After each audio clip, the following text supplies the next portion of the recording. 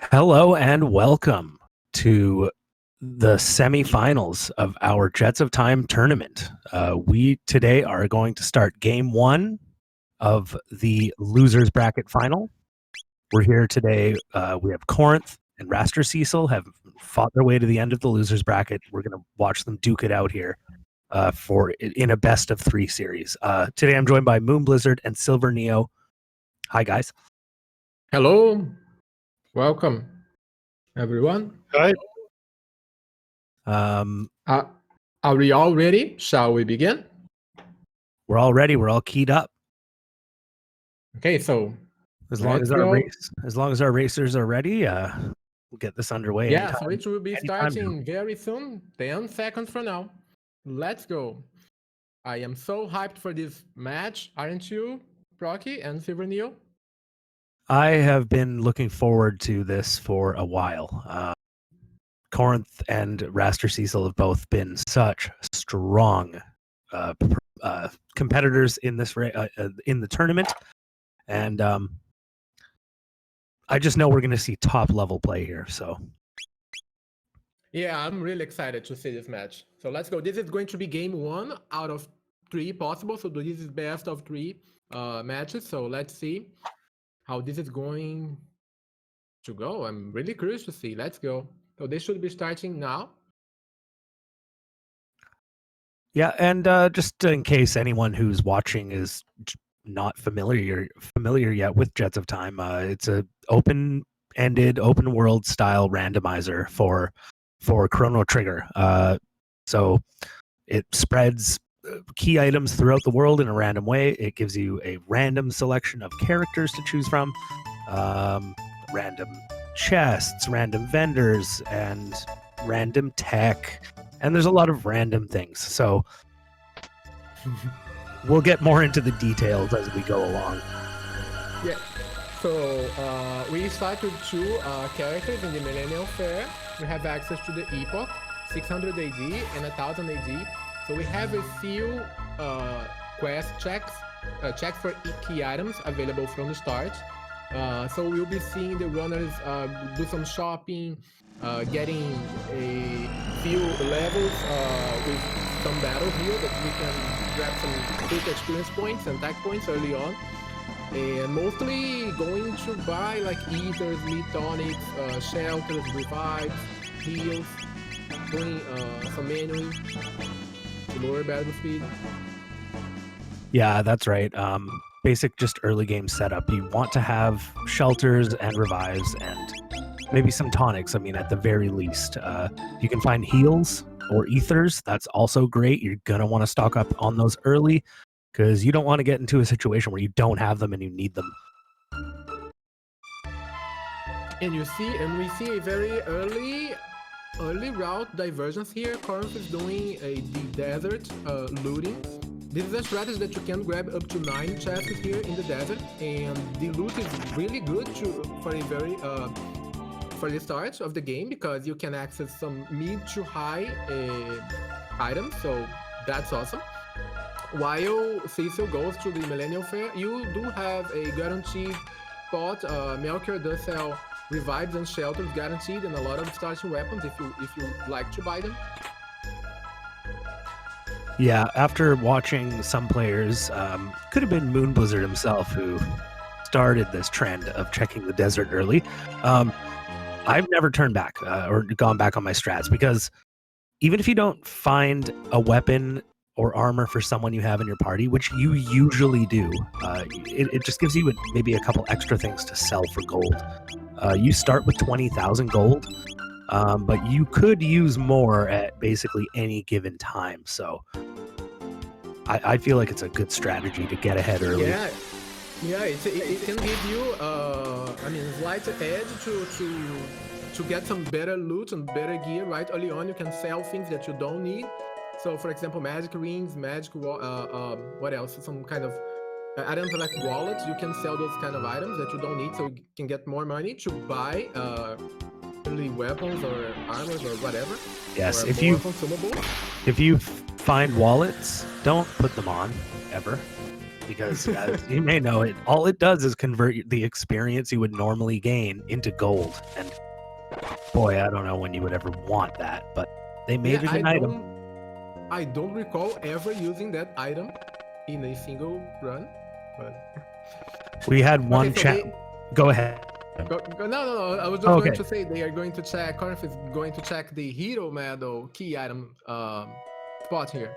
All right, I was just going to say that a while ago we had a challenge seed in the community Discord, and one of the things you had to do was not exceed level 33. You had to be at level 33 if you were one level over, you would fail the challenge.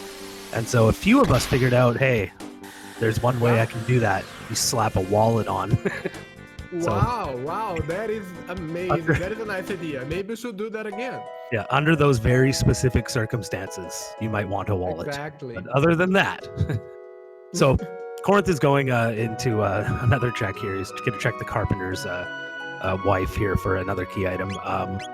Looks like he picked up the hero medal from Snail Stop. I was blabbering, so I might have missed that. While Cecil is rushing, he's rushing the cathedral. He's gonna go for those key item checks a little bit later. Yeah. So did you happen to see what he picked up at Hero Metal Check? Robo's ribbon. It was the Robo's ribbon.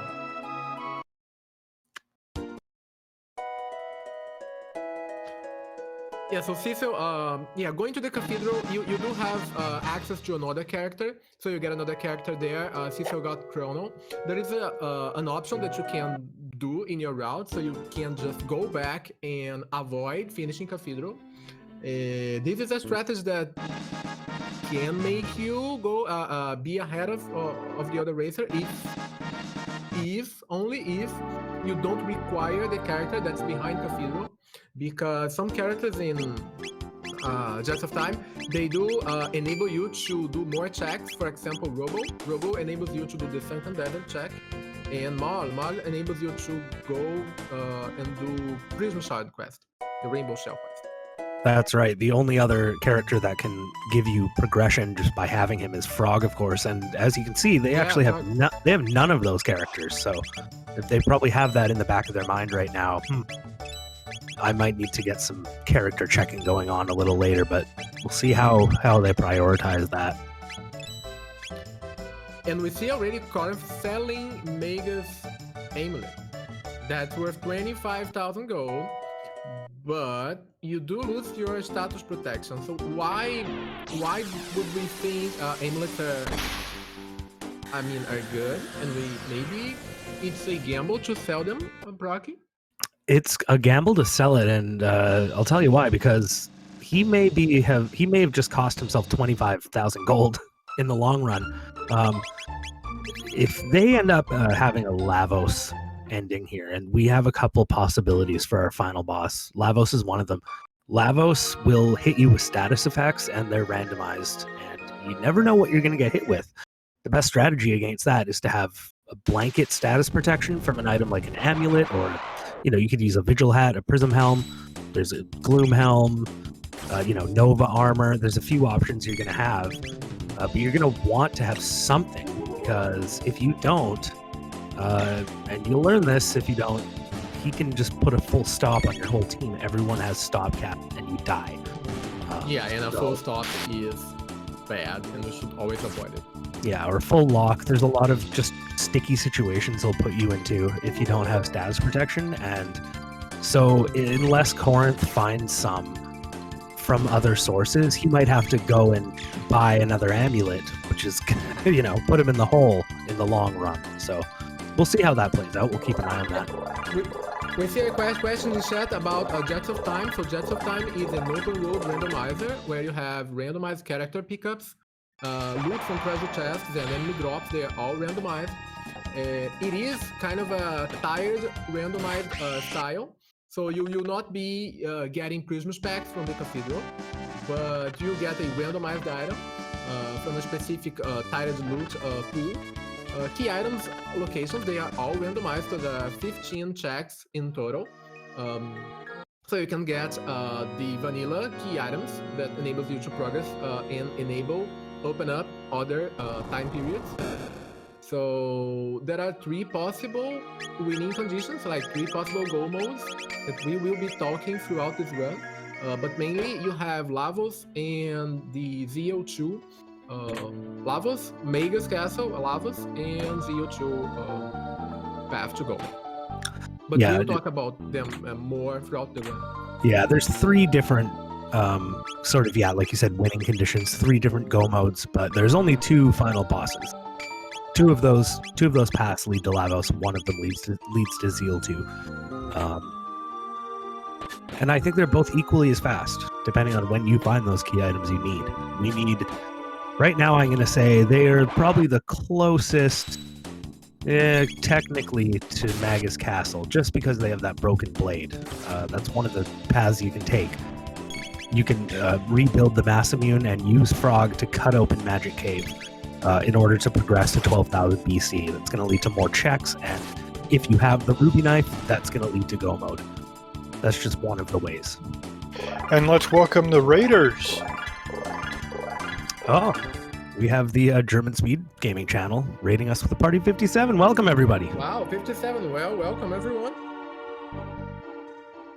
So again, we are playing. This is the semi-final first match out of 3. So best of 3, match 1 in the semi-finals for the Jets of Time 2021 tournament. We have Korenth and Raster Cecil playing out the same seed, of course. And they have just started. Korenth is making his way through Cathedral. He just got into an encounter, which is sad because we can skip the encounter, but let's go. And Cecil, he's checking a shop here, Melchior shop. Maybe he's doing Hecaran Cave check. I'm curious to see. I really do wonder what he's going to do next. He must have checked Snail Stop, but not picked up the hero medal. I know he checked Carpenter's Wife. He did check Snail Stop, but he did not buy it. Is that what happened? Yeah, he did not buy Correct. it. Okay, so he knows it's there. Okay. It looks like he's going into Hecaran. Basically, the trick to Hecaran Cave is simple. You need magic. And I didn't get a good look at his tech there, but I have a feeling that this is a team that's not going to let him down. Yeah, let's see. I don't know if Luca has anything already. Magus can learn. If you do a lot of fights in here, you will actually gain quite a lot of tech points. Like some of these encounters will give you 25 tech points. You do a few of those, you're learning magic very quickly. However, he will be limited in the amount of tech he can learn on 2 of his characters there. Luca and Chrono actually have to go to the end of time and visit Specchio in order to learn the remaining tech. Magus is different. Since he can't learn magic from Specchio, he can actually learn all of his techs without that visit. So technically you could use Magus in this Hecaran Cave. You could grind him up. You could get a lot of juicy tech if you wanted. Luminaire. So Chrono having Luminaire here is really good because you can spam Luminaire and do like a one-hit kill, AoE, screen wipe, and Magus will get all the tech points needed because he needs 50 tech points to learn his very first tech. And this is going to be quite fast for him to learn his techs. So maybe this will give an edge for Raster Cecil with Magus having some good techs right from the start. While Korenth, it will take some time for him to learn Magus techs because the fights here in Cathedral, they don't give you much tech points. No, they're good to kind of bump you up at the very beginning of the game. You get a few levels by the time you get to Yakra, and maybe a couple of techs. Because I think you need 5 tech points for your first tech, and then 15 for your second. As long as you're not Magus, he's a little different. So typically by the end of Cathedral, you'll have collected 20 at least, so you'll have your first 2 tech. But if you go straight to Hecaran from here without visiting Specchio, yeah, you start to feel like you're wasting tech points in a way. Yeah, so I'm really curious to see if the Cathedral play here by Korenth is going to pay out for him, because we saw Raster Cecil noping out and going back and avoiding finishing Cathedral. So he kind of saved like 4 minutes or 3 to 4 minutes there. This strategy can pay out. It will all depend on which character is hiding behind Cathedral and if this character is required or not to progress. Yeah, we'll see how that turns out. I personally might gamble on it. Like I said, none of the characters they have yet offer any key item or any progression or extra key items. I like to have at least one in the tank, because I'll tell you, more often than not, you'll find yourself needing it. Having said that, if you need it truly and you come to that point, it's a lot faster to go through Cathedral and fight Yakra if you're a higher level. Obviously, you can one-shot him. So yeah, so let's see if this is Robo. So Korenth will be able to do Sunken Desert check. They don't know any kind of ice damage, ice type attack. yeah, It would be nice to do Sunken Desert, but maybe if this is Maul and Maul has ice too. So Sunken Desert is Robo. now that's interesting. That is interesting. So Korenth now has another check open for him, which Raster Cecil does not. So let's see if he's going to make that to his advantage. So the Robo ribbon may pay off if he uses Robo. So we'll see. Probably not, though, because he is slow. He is slow. Maybe if they get a blue rock. Hey, you never know, right?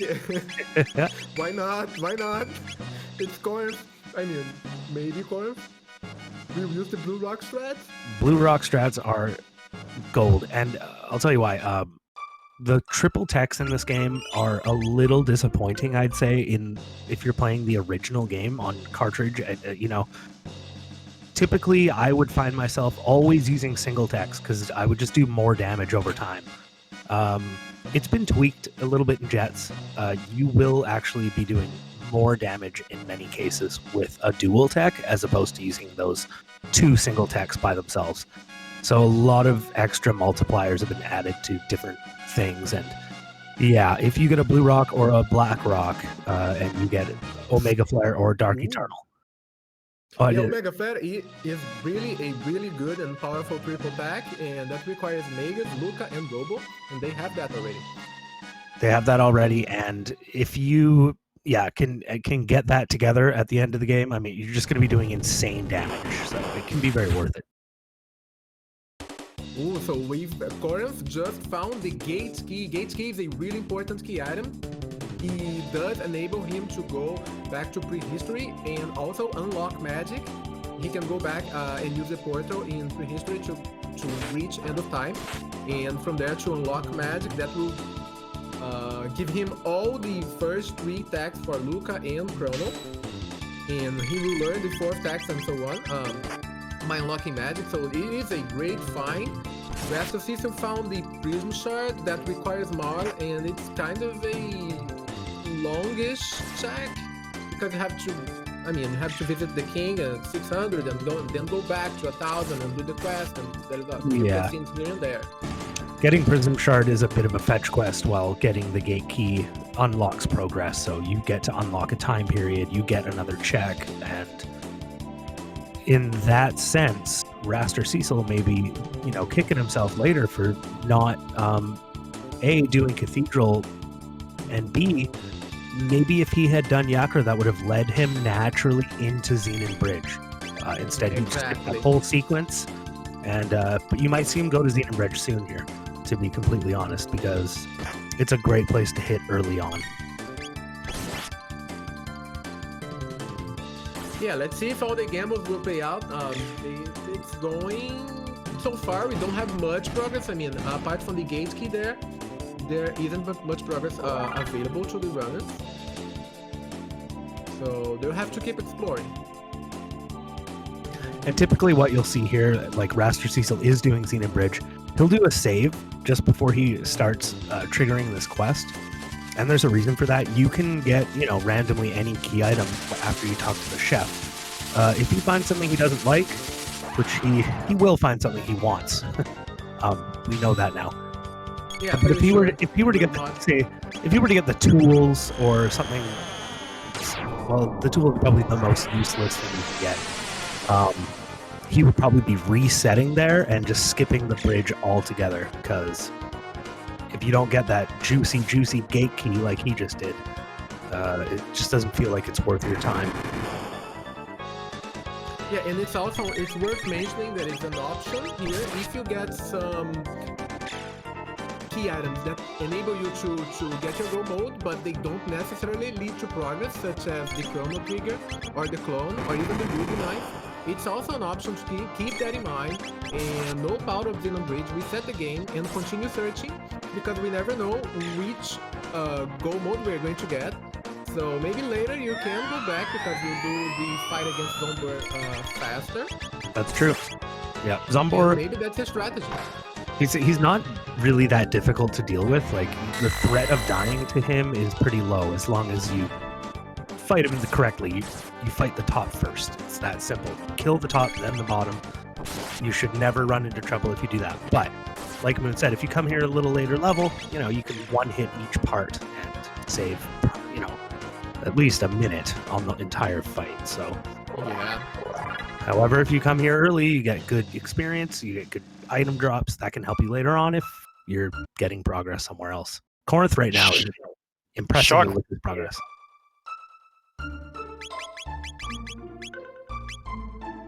Yeah, let's just mention about the fight, Zombor fight. So the top absorbs fire and lightning, and the bottom absorbs shadow and water.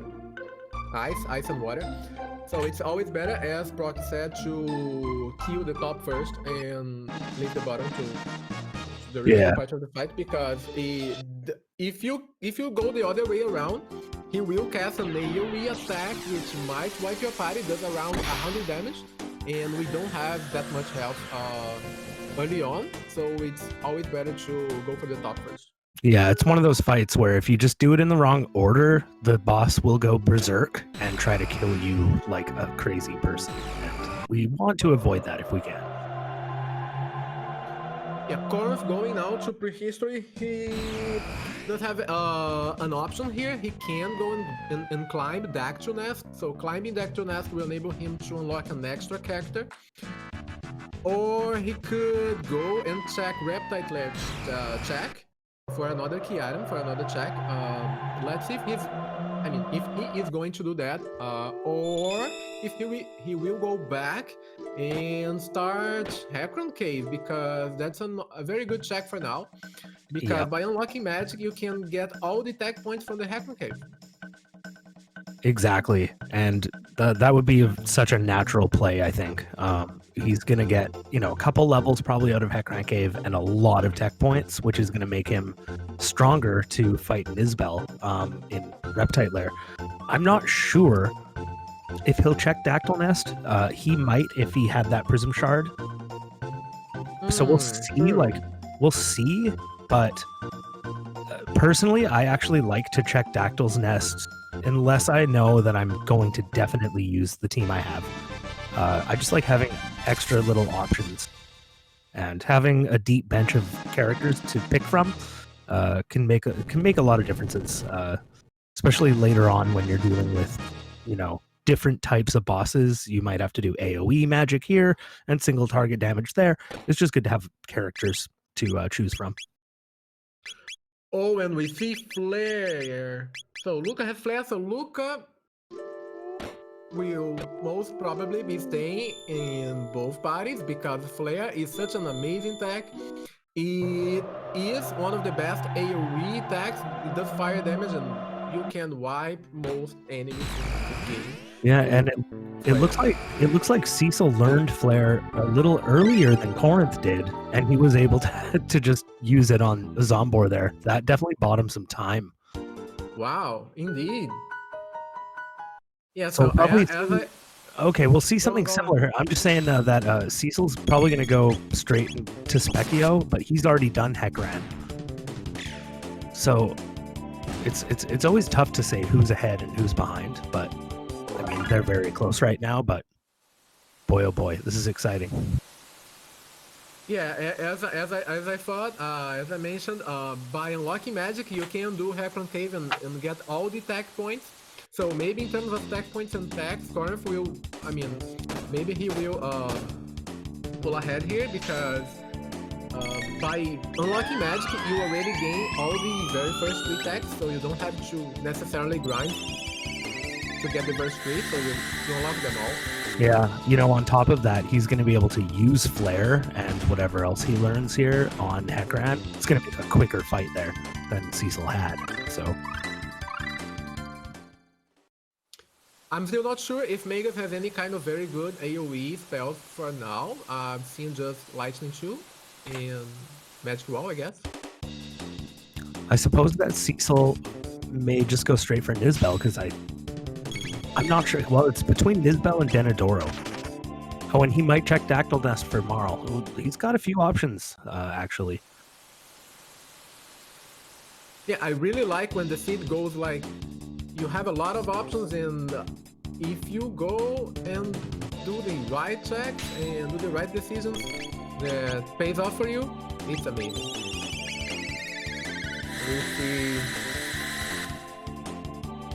We'll see. Yeah, I'll never forget the time. I believe it was SP Ridley. He went to Genodome early and cleaned up in his race because of that, and it was just kind of an odd, quirky thing to do, but that can really make a huge difference. If you feel like you're ready for an area, yeah, you can just go for it usually. And hey, it's always a gamble, no matter what you're doing in a randomizer. So.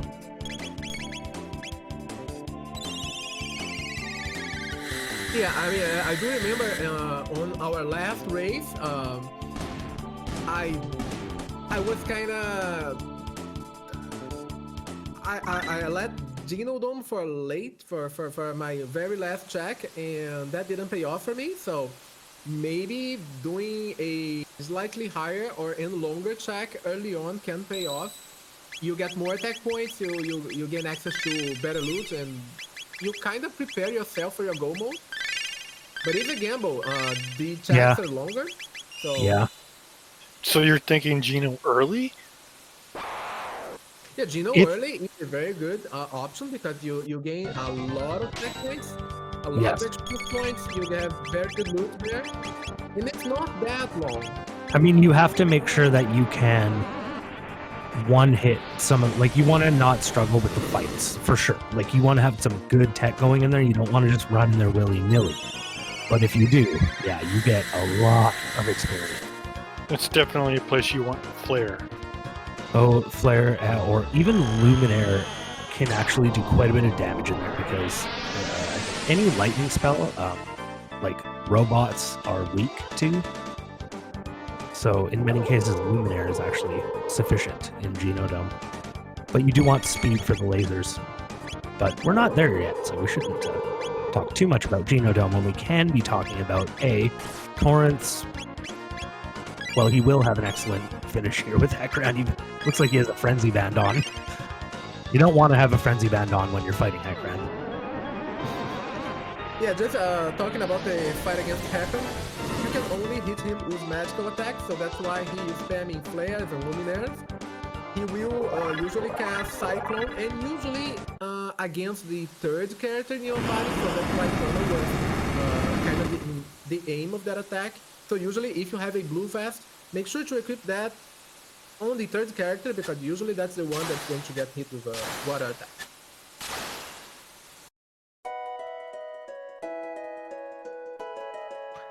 Yeah, so if you take a lot of time to kill... Oh, sorry. Go on. Go ahead. Yeah, I was just going to finish off speaking that if you don't manage to kill Heckran very fast, he will get into a defensive stance, and attacking him will trigger an AoE water-based attack, so you kind of don't want that.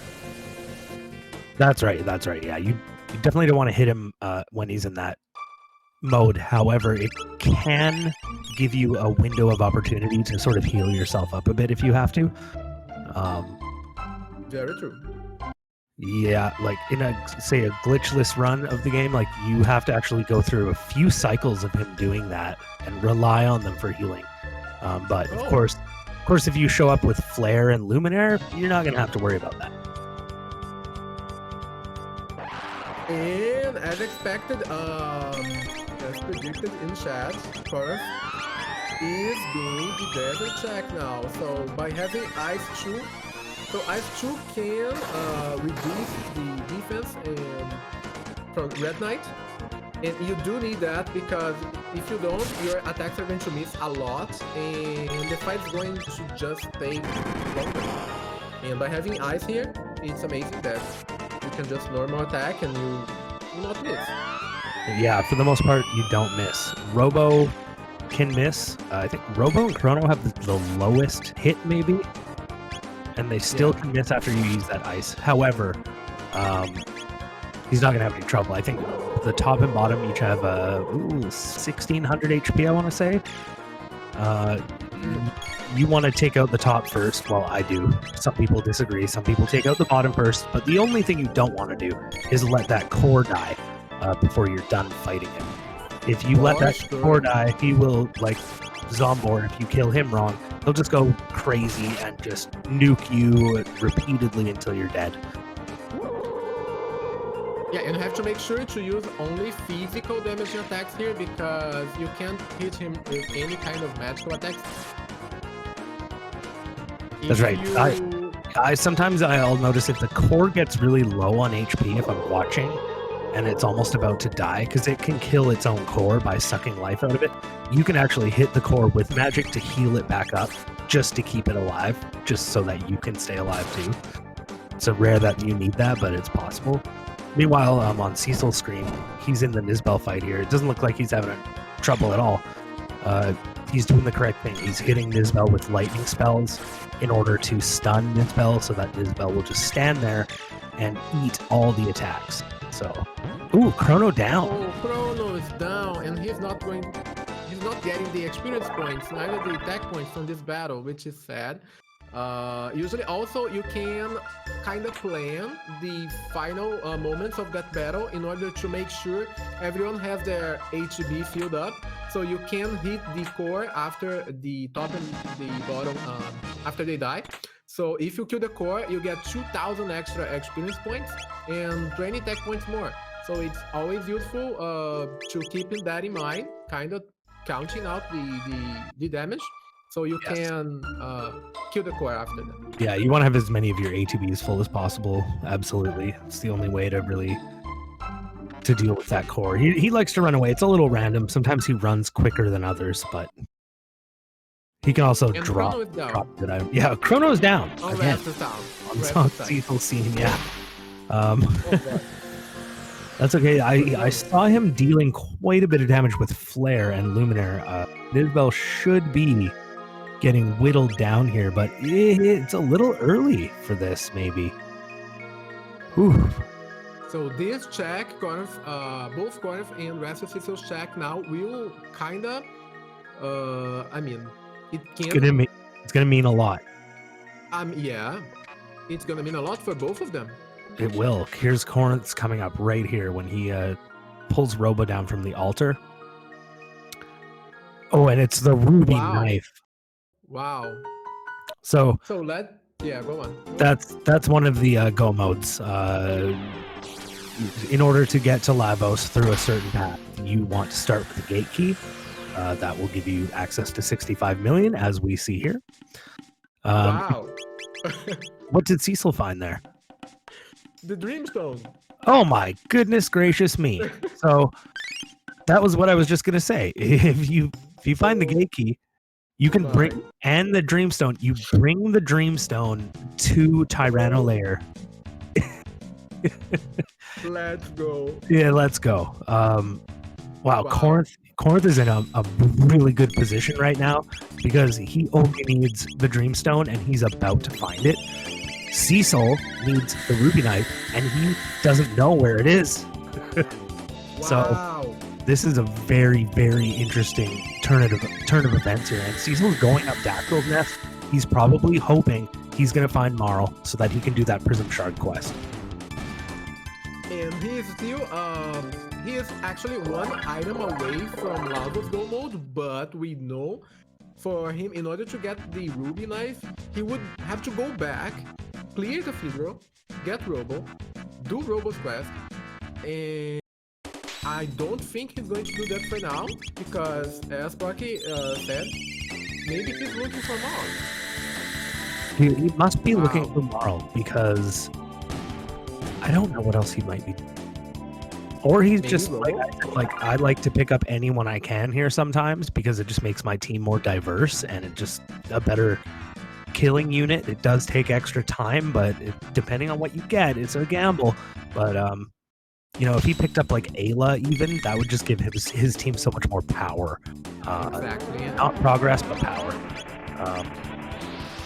That is why skipping Cathedral is very dangerous, risky, and it's a gamble. It's a gamble. I mean, we never know. Even if you have the characters that unlock quests and checks such as Robo, Frog, and Wally in your party, you'd still want to finish Cathedral in order to get some better damaging characters. Yeah, like and Luca and Ayla. Zito Arc in chat, he has it right. It's not the right thing to do or it's a big gamble is his words. If you don't have those side quest characters, we've been talking about this from the start. Marl, Robo, Frog. If you don't have any of those, you want to maybe focus on that a little more. So looks like Cecil picked up Marl on Dactyl's Nest here. I wonder if he's going to go straight into that Prism Shard, or if he's going to go to the Cathedral. It looks like he's doing Prism Shard. Prism Shard quest for It's Raster. going to be very interesting. If he keeps going down this path of divergence, his only hope, in my opinion, is going to be to find the pendant and the trigger and the clone and go Zeal 2. Because Korenth is he's speeding towards go mode now. Exactly. That's his only viable option, I'd say, in order to keep up with Korenth's go mode, reaching out right now.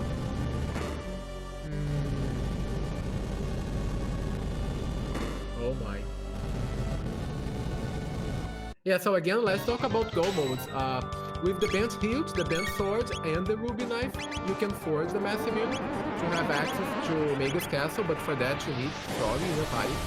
You beat it to unlock the Dark Ages, and then you can reach Ocean Palace from there to fight Lava. That is one of the possible go modes. They don't know where the other piece of the sword is, and they don't know where Frog is, so that's not an option. The second, Exactly.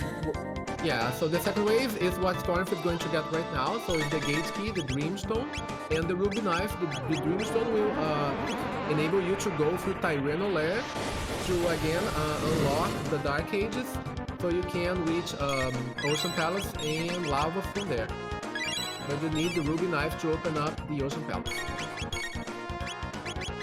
Yeah, I think we know by now that Frog is going to be in the future, because actually we did see Ayla in Frog's Burrow already.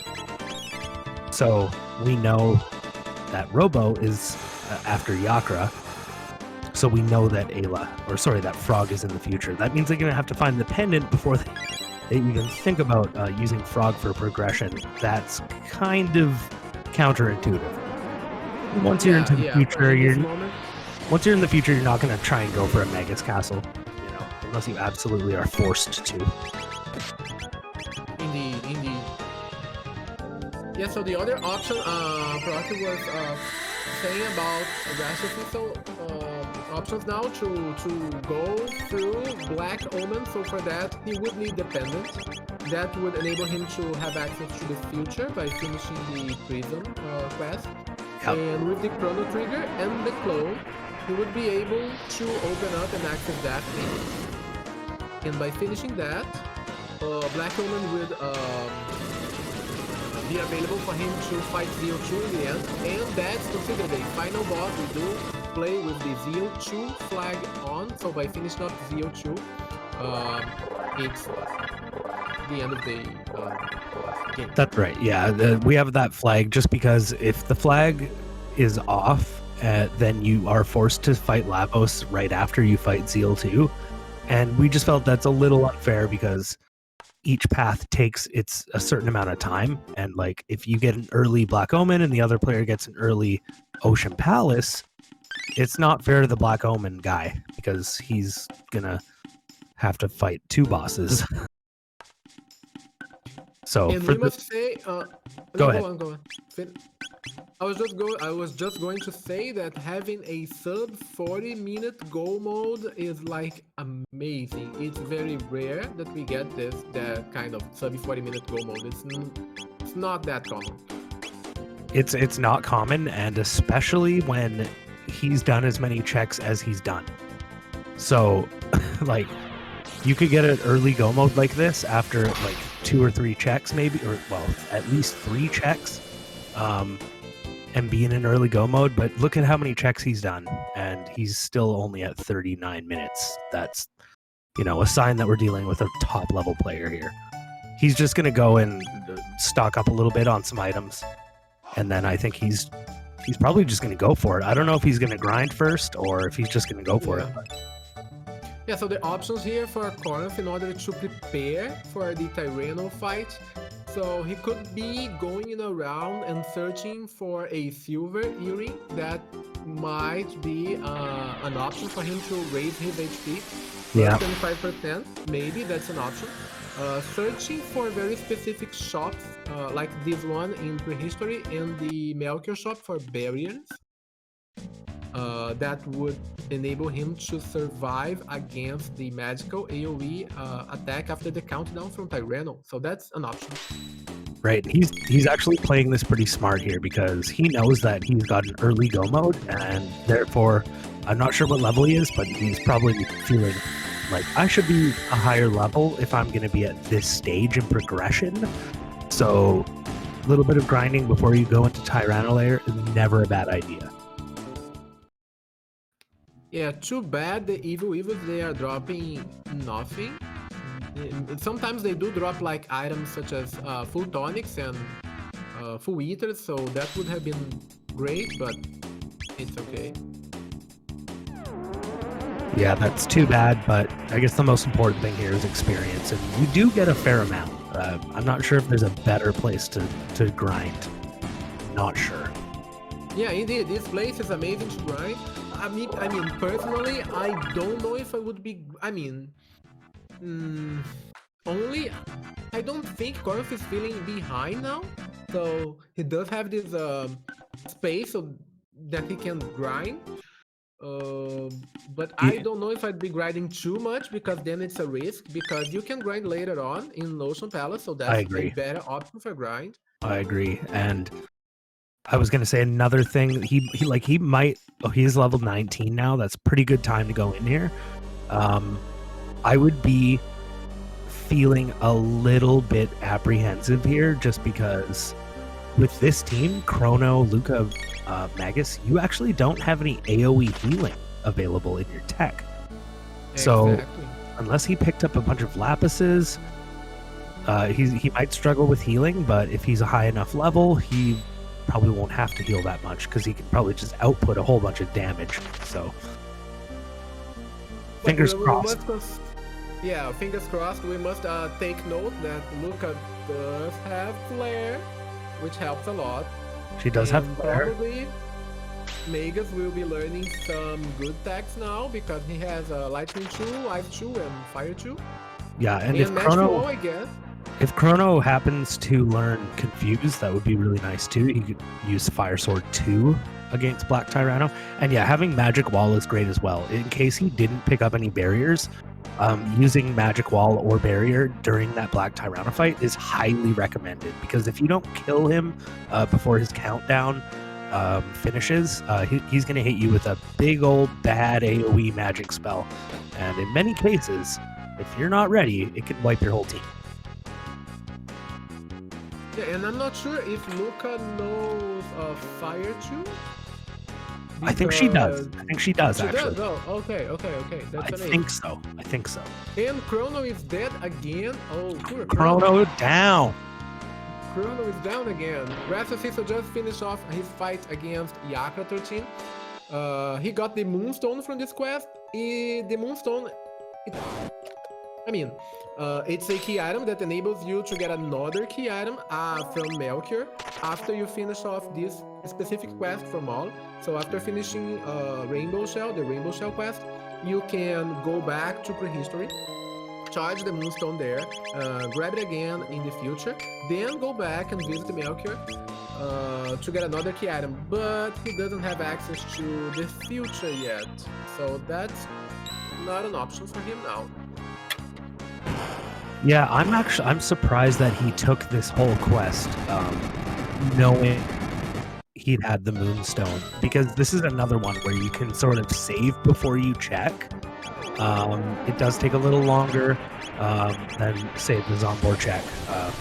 But once you get to that chest, or once you get to the Rainbow Shell in that basement, and you see something you don't want, you could reset and check something else. It'd be difficult for me to personally justify the Moonstone without the pendant, because he's now... Well, he only has Desert. No, he has Denadoro as well, so he's going to go Denadoro.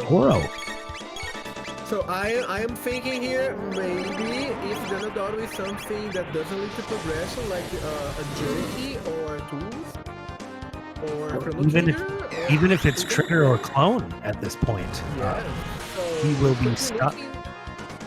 Or stuck with Desert. Pendant at Mount Wolsey. Maybe. Yeah, he gets stuck with Desert, he's going to go back to Cathedral first.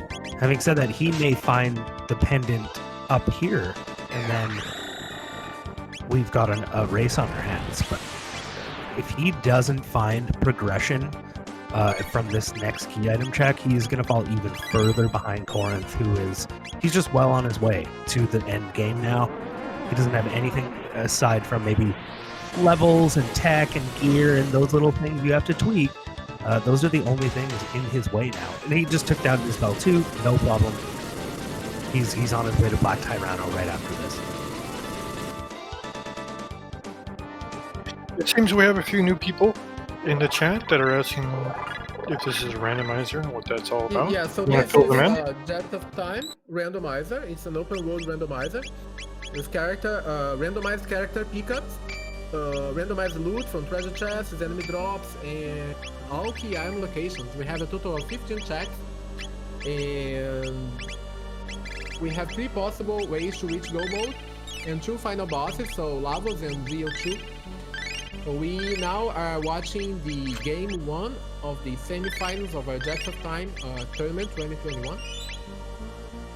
Yep, this is Korenth and Raster Cecil. This is a best of 3 matchup, so this is game 1. After this, there will be a game 2 no matter what, and after that, there may even be a game 3. So, lots of entertainment coming up. Our next race is on Saturday. That's 2 days from now, at the same time. And it is, it's kind of tricky to have a very fast go mode like Korenth is having right now, because you are under leveled, you don't have enough gear, your gear is kind of bad, and maybe you don't have enough tax. At least we see we have flare, so that's something really good. But apart from that, maybe he's lacking gear and HP and levels, and it's very tricky to just rush it and go, because if you don't apply the very, very specific strategies for the bosses here, you can get a wipe, and that can cost you a lot. Yeah, and I'm sure that's something that Korenth is well aware of, and we're going to see him, again, I'm not sure if he has barriers, but he's going to at least be casting Magic Wall on his team, just in case he doesn't kill Black Tyranno in time. And that could be a struggle, even though he does have some really high-powered attacks. They are MP intensive, so he's going to have to spend time healing up healing up Luca after she does these flares, and that's just going to eat up time. Any time that you spend healing during Black Tyranno's countdown is time you're getting closer to the end of that countdown. Yeah, so they fight against Black Tyranno and Azala. So Azala has 2,000 hit points. In order for the Black Tyranno to remove his defense, Azala must be dead. So that's only magical attacks to kill Azala. So that's why he was using Mega's Dark Bomb there. He could also be using Flare, but I guess Korenth is saving MP. Yeah, she has 2,000 hit points. You just want to do that much. Now, technically, I think you can put her to sleep or put stop on her, and you'll actually eventually reach that countdown, but it takes time. I don't think it's very, it's not the right thing to do if you're trying to go fast. Yeah, so we just saw Korenth using barriers on everyone, so that's the ideal strategy here, because after the countdown, if you're not able to do enough damage, so if you're not able to kill Black Tyranno before the countdown finishes, he will attack with a very powerful AoE magical attack, and it's a random element, so it can be like non-elemental, fire, shadow, lightning, or even water. So you have to be prepared, you have to have your HP like filled up, and kind of hope for the best. And his HP is not filled up, but I'm sure he will use maybe a round of mid-tonics if he has them before that countdown's over. I'm not sure he has enough damage output here to kill Black Tyranno in time. I mean, it looks like a lightning Tyranno, so probably Luminaire. Oh, is there a way to tell? The beams he shoots out? Oh, okay. They're lightning. Cool. I did not know that. Meanwhile, on Cecil's screen here, he's now in the final stage of the Mass Immune fight. Okay, he's not going to have any trouble. He's coming in here a little late, and he has elite tech. He takes down Mass Immune with no trouble at all. We're going to see what he picks up here.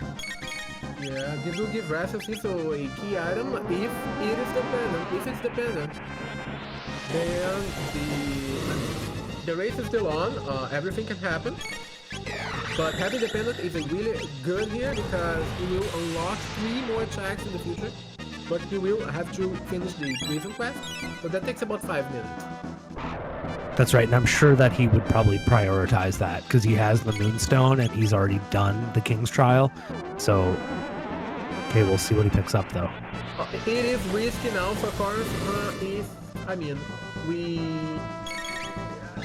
Oh, he needs to heal his team. He needs to heal his team. A Lapis, please. I would love to see a Lapis, even a round of mid-tonics.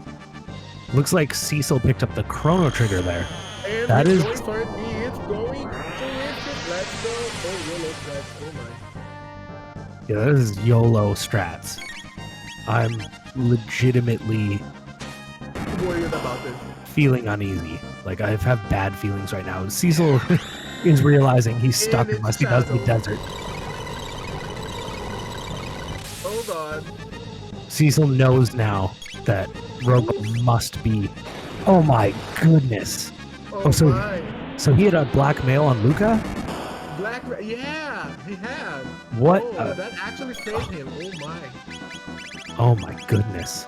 So at this point, once you've survived one attack, you have a lot of recovery time, and he's going to count down again. He can hit you with the odd attack here, and you do want to be a little careful. But generally, once he hits you once, you're in the clear. You can just keep attacking him. Even before he removes his defense, you're still going to do like half damage. Yeah, the only problem is that he will try to eat a character like that. And that's 150 damage. Yeah. But you can continue using magical attacks before even he reduces his defense again. So you can use flare and other type of magical attacks before the countdown. You can't use physical attacks because his defense will be up, but you can use magical attacks. That's right, yeah. Tailspin, actually, I wanted to mention this, a bit of a tangent, but if you have Ayla and Tailspin, her Tailspin will always hit Black Tyranno, whether it's counted down or not, or if Azala is still on the screen. I've actually used that strategy before to kill Black Tyranno before killing Azala in It takes about 10 turns with a good tailspin and a haste helm, but it works. It's a fun little strat. Does that mean it's fire a very roll good strat to works have as in well? mind.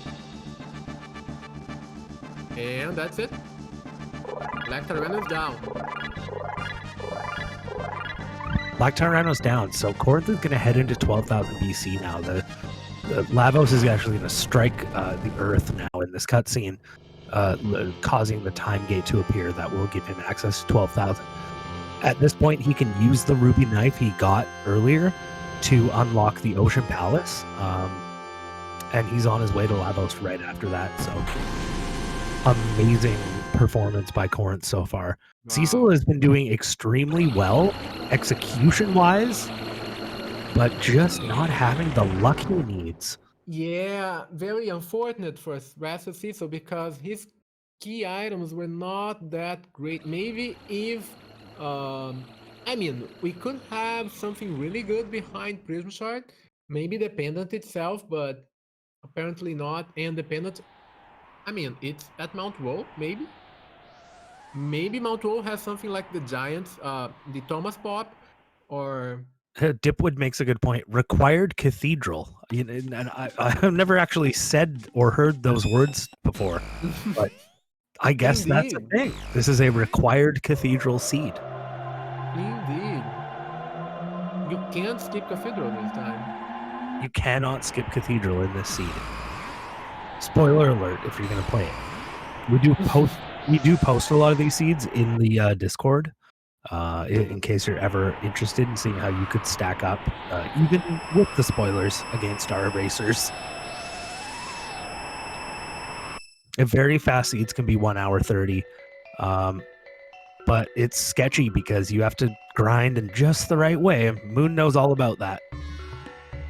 Yeah, it's very risky to go all the way without grinding, and sometimes it pays off.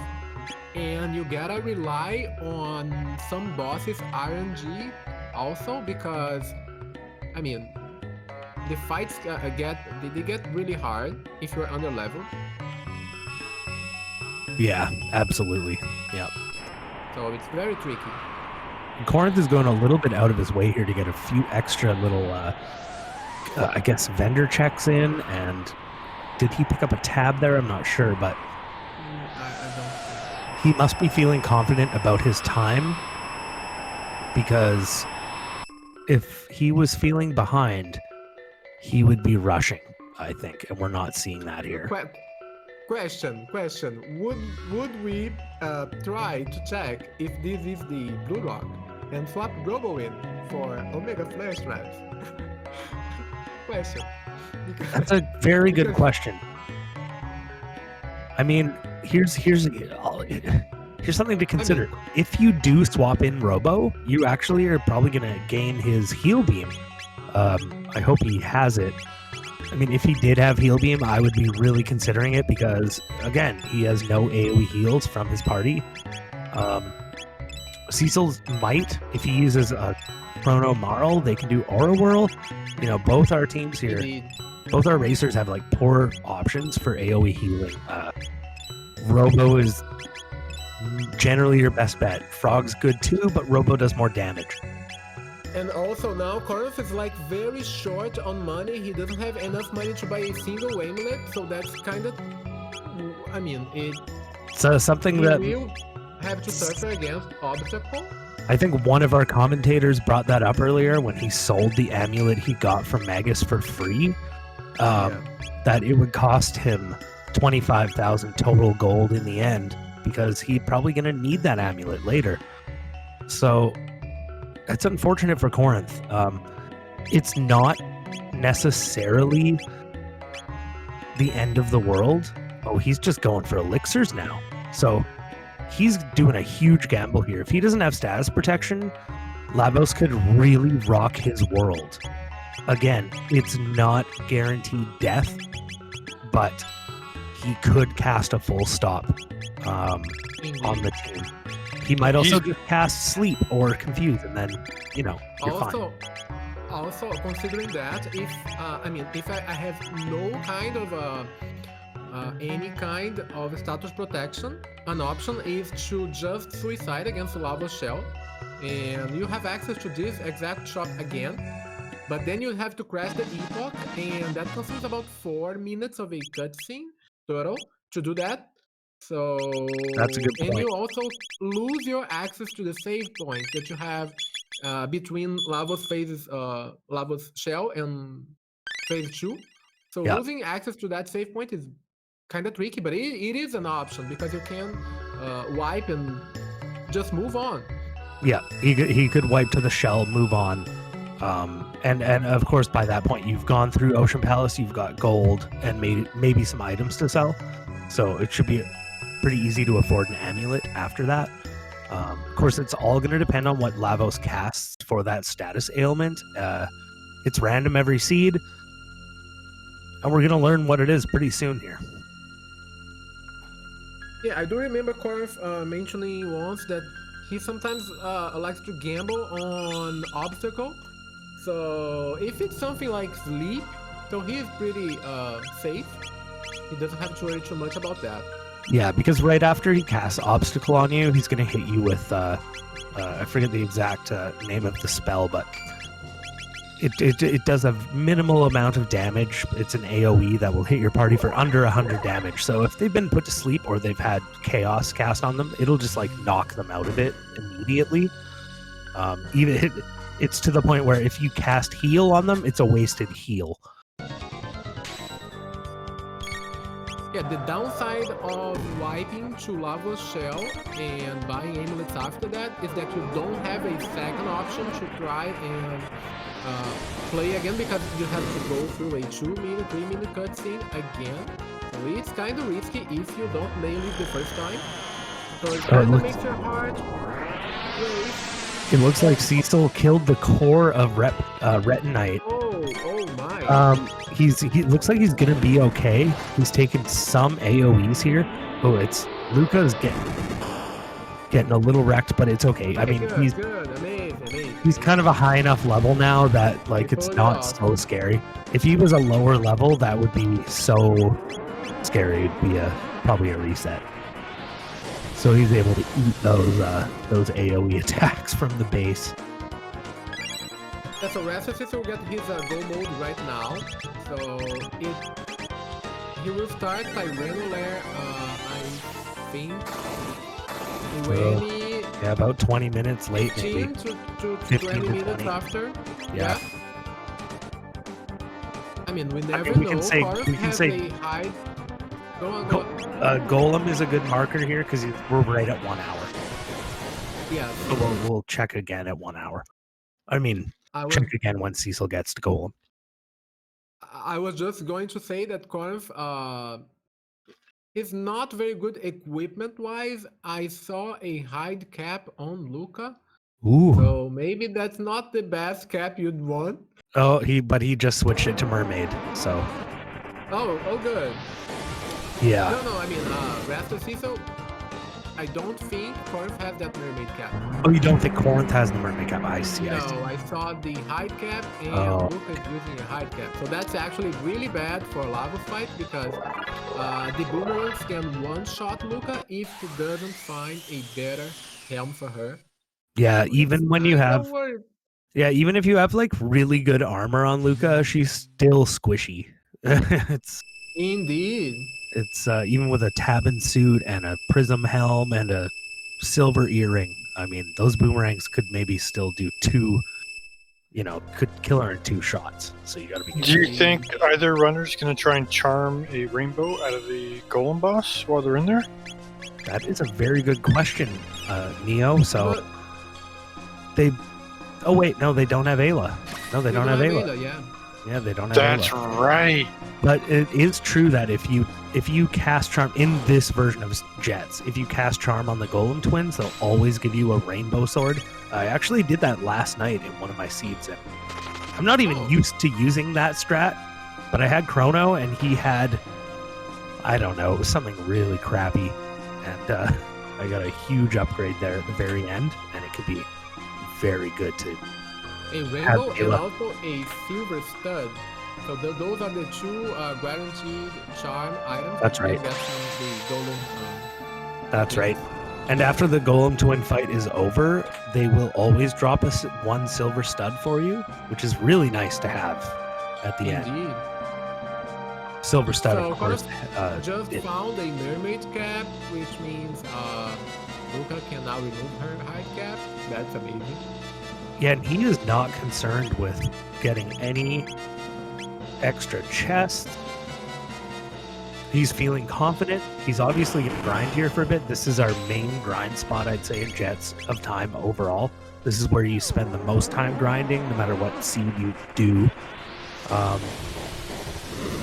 You get, what is it, 2,800 experience and 80 tech points?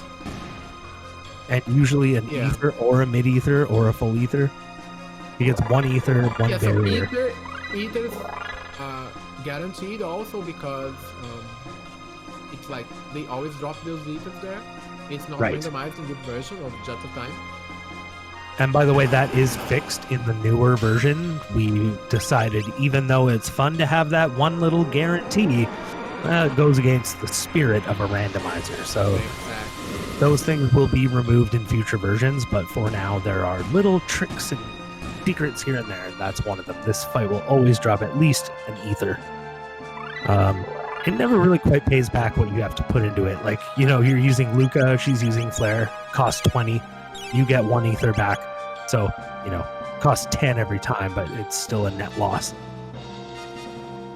But I like to grind here to maybe between level 27 and 29, generally speaking. You want to keep an eye on the tech that you have to learn as well. Make sure that you know, are about to learn what you want. Both those things are important. If you're a newer player, you could grind to like 30 or 31 here, and you're going to have a very comfortable final boss. That's a very good question, but final chance there. Yeah, no, Melchior, no, it's not going to be removed. Melchior will keep selling shelters and revives and starting weapons for everyone. That's right. That was put in on purpose, along with, for example, after you do the desert, the Fiona's Shrine shop, that will always sell you a lapis. And what was the other one? There's two that always sell you. Oh, Fritz. Fritz will always sell you a lapis. And the new shop in Kajar and the new shop in Black Omen, they will always sell you an amulet. So there will always be those few guaranteed items. It's quality of life for us because, I mean, especially with the amulets, if you didn't have that, a seed could actually just be like crap. Wow. And, I just saw how Raster Cecil got all the chests here in that maze, and it was amazing. I've only seen him and Boo's Wizard do that, and I am impressed every time I see it. Wow, I must add that. I mean, we must learn that. I've tried. Cool. I can't even do it. He's too good. Oh my god. Oh, it looks like he was using a Moon Blizzard strat on that, trying to skip this fight though. Yeah, this fight. There is a way you can walk down into that little nook and then shoot yourself up on the right line. I don't. Have a very tight window to hold A to avoid that fight. It's very tight. I don't know if it's like 2 or 3 frames, but it's very tight, and you can't skip that fight. Right. But every time I skip it, it's one of those things. When I skip it, I don't know why it happened, but you do. Oh. Yeah, you have to align a very specific line there and just go, rush it, and hold A exactly when they go inside the door, and like when the screen transition starts to pull off, and you just hold A. Yeah, it's kind of tricky. I mean, it is tricky. I still miss that a few times here and there, so it's not very consistent for me. It's a lot more difficult than the next skip that you will see, like that's on a similar background where you just have to walk between two enemies. But the next one is very consistent. Yeah. It's very consistent compared to that one. I agree. And I practiced it too. I thought it had to do with like player grouping, like similar to the acid skip that you found at the factory. So I thought if your team was grouped up really tight, then you could actually just bypass that, but it doesn't work that way at all. Not in Tyranno layer. You can't do the same thing. Tried. So it does have to do with like taking a really narrow pathway and, like you said, I think holding A at the right time. Yeah, holding A at the exact moment when they touch the door and the speed transition starts to fade in, and you just have to hold A. And it looks like it works. It looks like Keith very tight. Keith Ketchum is saying that he just spams A. Oh, spam A. Hit the left side of the door and mash. So I usually hold it once. Okay, I must try that. Maybe it's more consistent than the way we are doing it right now. Some of the skips, most of the skips in this game, I have to say, are like really consistent. If you take the right path and you do the right thing, you'll skip it every time. But there's a little handful of encounter skips that are like totally inconsistent. I'm thinking of the one in Giant's Claw, for example, that is like, that's like 10%, and I don't know how to crack it. I was very glad when we found out how to do the bad skip here in Ocean Palace. The one before Golden Twins, that was a skip. I thought it would be really hard to learn. I saw you doing it once, and then after we got it down to a very specific movement, it was like very consistent. Indeed, that was one I believe it was already being used in like vanilla speedrunning. But once I started practicing, it's one of those things like spend 20-30 minutes doing it one day, and it's one of those skips that's basically 99% consistent. But like I said, that like there's that one skip in Giant's Claw where it seems to be actual RNG. But that's a skip that you don't see in a vanilla run ever, because it's not useful. We're going there in Chrono Sanity, Chest Mania mode, to get every chest in the game. And so we have to figure out our own unique skips sometimes. And it's a lot of fun. Exactly, yeah. It's a lot of fun. I mean, when we find new things like the skip in Factory, that was like amazing, because it's a new strategy that we can apply, and we skip another fight. So that's really happy when we find things. And of course, there's the infamous Dragon Tank skip, which a number of players have done now, mostly by accident, but it allows you to completely skip the entire Dragon Tank fight, which is incredible. I don't know if it would ever work. We successfully did that a few times already, but we haven't yet discovered exactly what triggers it, right? Don't know exactly what triggers it, and I highly doubt it would work in vanilla. I highly doubt, and it's probably impossible for it to work in vanilla. But I'm still going to try and do it every time I play vanilla. Just maybe, who knows? Who knows? It would be epic. So, going back, Raster Cecil is on his way to Black Tyranno fight, and I think he's at a higher level than Korenth was when he reached the boss. I don't think he has the Black Vest equipped on Luca or anyone in that sense. So let's see how this fight is going to play out. He still has not used the barriers. Yeah, that's true. He may be a slightly higher level than Korenth was coming in. I didn't actually get a chance to see. Korenth was about 19 here. It all depends on kind of your max HP. So if he has 500 HP, I doubt he does. Especially not on Magus. Or Luca, for that matter. So, I mean, Magus and Luca don't gain HP as fast as others, for example. The problem here is that if he does not use any kind of barriers, that may be party wipe if no one is using a Black Vest or a Black Mail. Because usually that attack goes for 300-ish, 400-ish damage. Yeah, I think Dipwood said Magus survived Black Tyranno's attack even without Magic Wall. I thought he did cast Barrier on everyone. but maybe I was wrong. Magus does have high magic defense, probably the highest out of anyone in the team. Luca's is okay.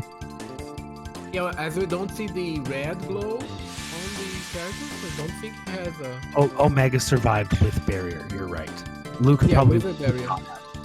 Yeah, Luca would probably not have, but she was wearing the black mail. You're right. So this, he's probably going to be a little less risky, I'm guessing. You know, we didn't see Korenth heal here. I want Raster Cecil to heal. It's going to make me feel a lot better. Magus has an innate shadow resistance, so wow. I was not aware of that. Also, just to go back to Korenth's screen, he's working his way up the elevator in Ocean Palace in the most excruciating way possible. Generally, when we run this, we try to have either Ayla or Frog in our team so that we can get through this a lot easier.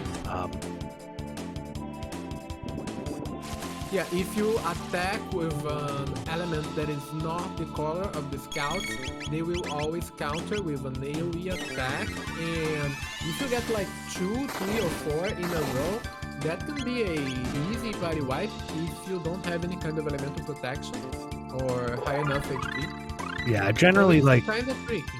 It's nice if you have like Marl, Luca, and Chrono because you're gonna have fire. Oh my god, Chrono is down. And Magus is down. And Luca is almost down. Oh. Gladly Luca survived with 34 HP. He's going for a mid-ether before he goes for a full tonic. I'm not sure if he has full tonics, but he... Oh, Korenth is trying to skip here, by the way. He didn't get it right away, so he actually reset the room. Go, go, go, go, go! It's possible! It's possible! Oh. Yeah, sometimes you actually will, while you're trying to run, you will get stuck on the floor if you don't do it. That is new to me because the red one, the red scout, was like further to the right. That was really strange. That was strange. Indeed. Now, Cecil is... Oh, he must have been counting his HP or something because he decided to just kill Black Tyranno with 50 HP on each character. Oh my. Yeah, he just did that. So he just used a revive on everybody and then just took care of him. So Cecil is through that fight. He made me very nervous, I have to say.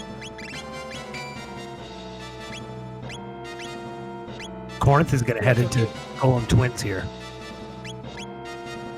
Considering that Korenth was doing his fight against the Golem at 1 hour mark, so we are almost at 20. We should be looking at like 18 or 20 minutes difference. Yeah, it depends if Cecil needs to do any kind of like shopping or anything of that sort, like, because it could take a couple minutes if he has to go find something. But if he goes straight to the Golem, it'll be only a couple of minutes from now. And even though it's like we're looking at almost 20-minute difference here, that could change so quickly. Korenth is doing very well. However, he doesn't exactly have the most elite gear possible.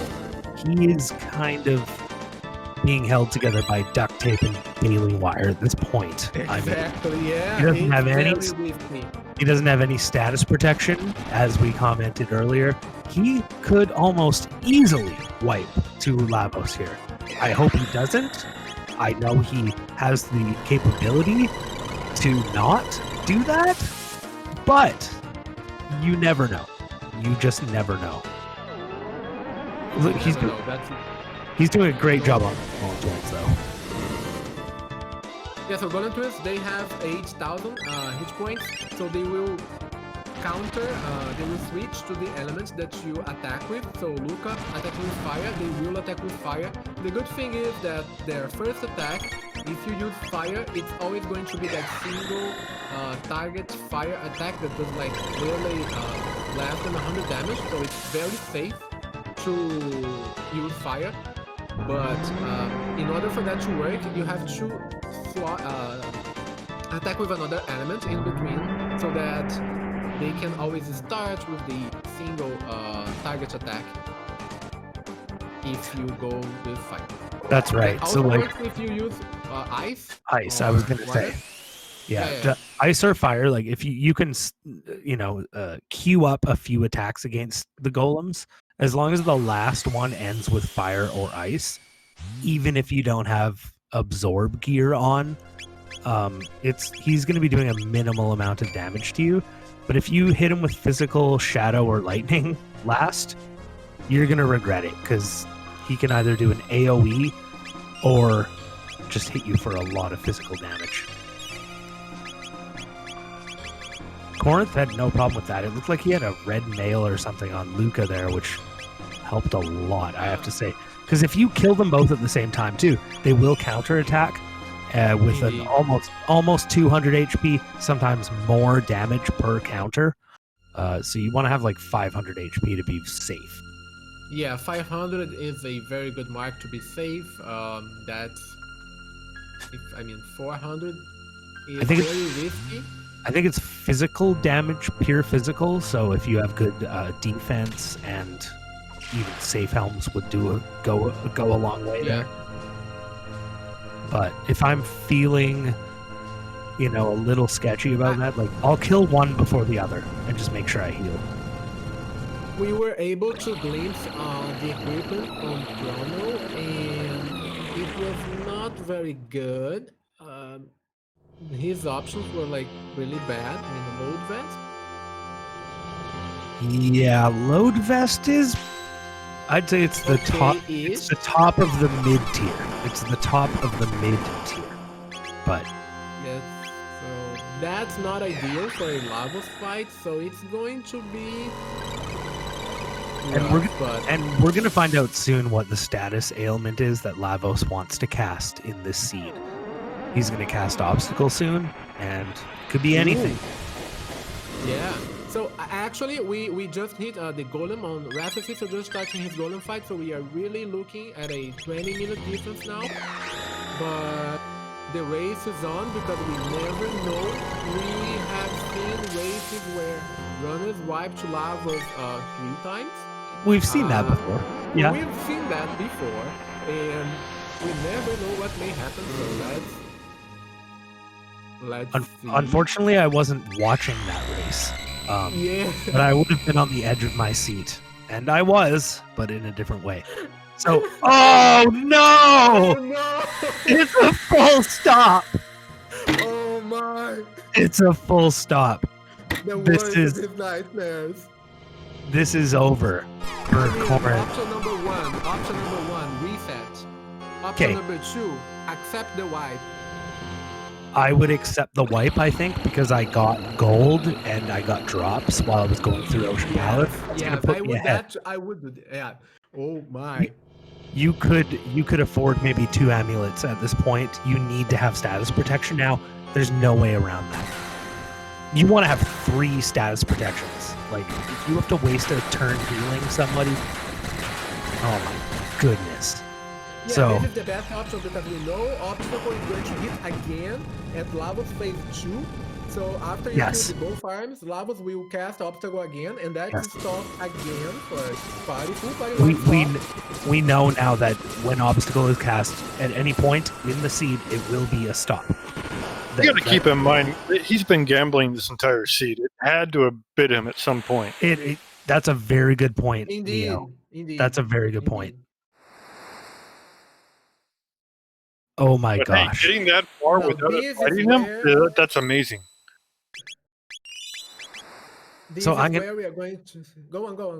I'm gonna keep an eye on Cecil's gear and see if I'm sure he kept his amulet, but I don't know if he bought any more. I didn't see if he did. This could make a huge difference. Even if just one of them has an amulet. See, you see Korenth going to the new shop, he's getting that amulet right away. Yeah, he does not have any kind of option now. I mean, you have to sell things and buy amulets, and that's what you have to do. Yeah, and like I thought he would be able to afford 2. He Yeah, could that's go. better than nothing. He could go for a third one here, but I don't think so. No. No, he doesn't have enough gold. You'd have to sell consumables, which is not recommended. But Yeah, Korenth sold Mage's Amulet. I mentioned that. it was like in the first. It was like on. the first 10 minutes of the game. And we were kinda, I mean, we were kinda discussing why amulets were very important.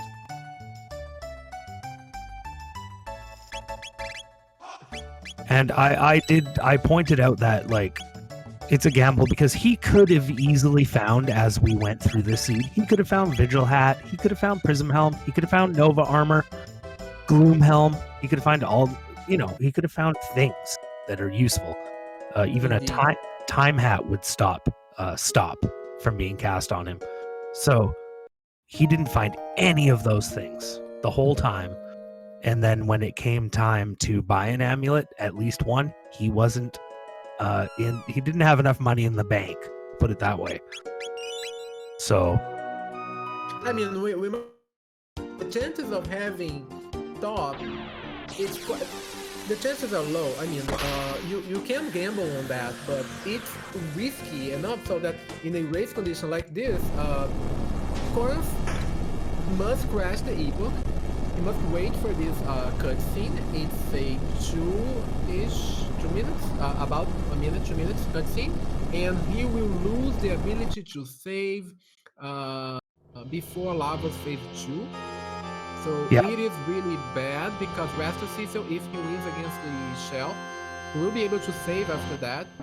yes, and if Korenth, so I would say that if Korenth actually gets through both of his next fights, there's 2 more to go. If he gets through both without dying, he probably will win this race.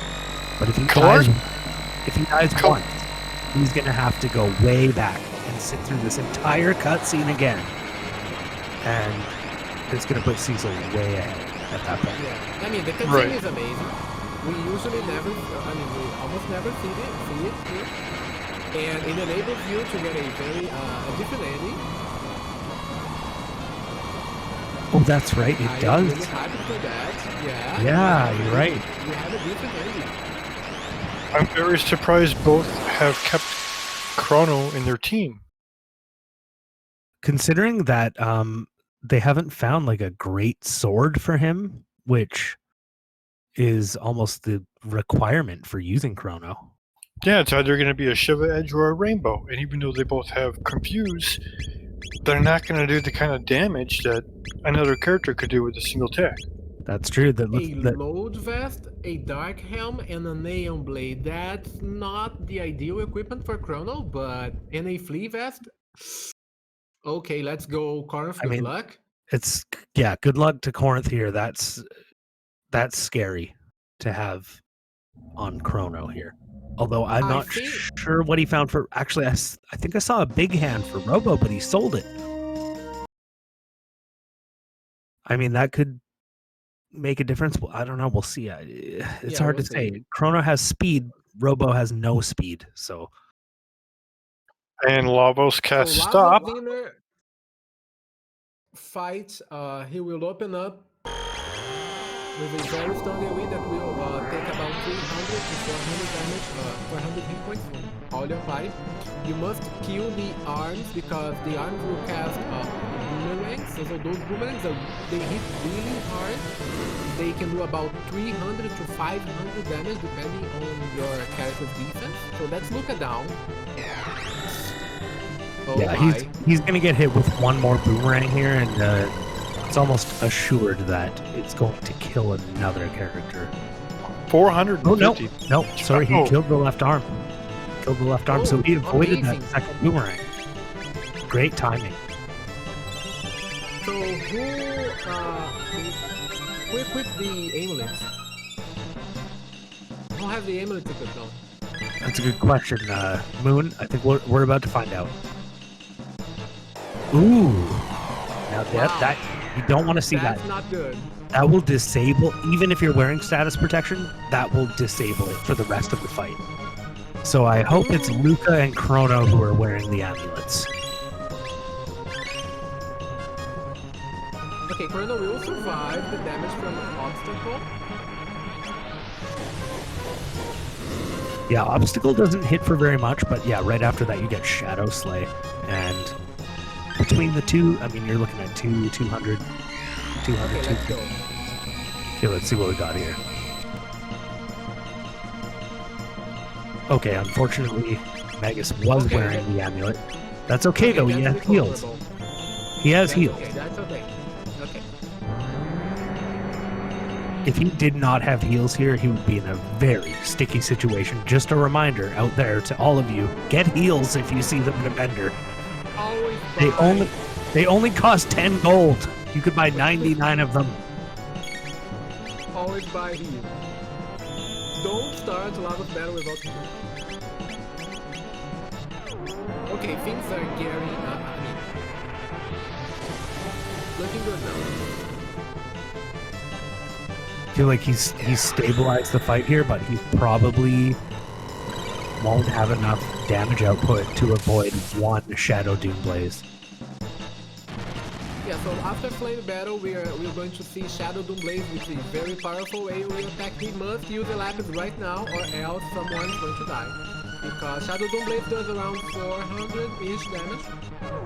I don't think Magus will survive. He may. Magus does have good magic defense. Oh boy. I don't think. He's clearly gambling on the fact that Magus has high magic defense here. Oh my. Here we go, Shadow Doom Blaze. I don't think. Oh god. Only looking for that. Chrono down. Oh, Chrono down again.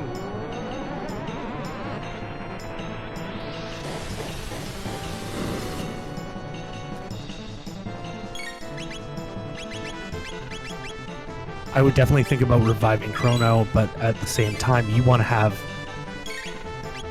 Oh, now Korenth keeps doing this thing where he uses an ether instead of a tonic, and that is very counterintuitive for me, but it seems to work for him. There he goes. Ooh, wow. Yeah, so it doesn't matter if someone dies during that fight because they're not gonna get experience from this fight anyways. If you can actually finish her off without wasting turns on reviving, I say go for it. Korenth made the right decision there.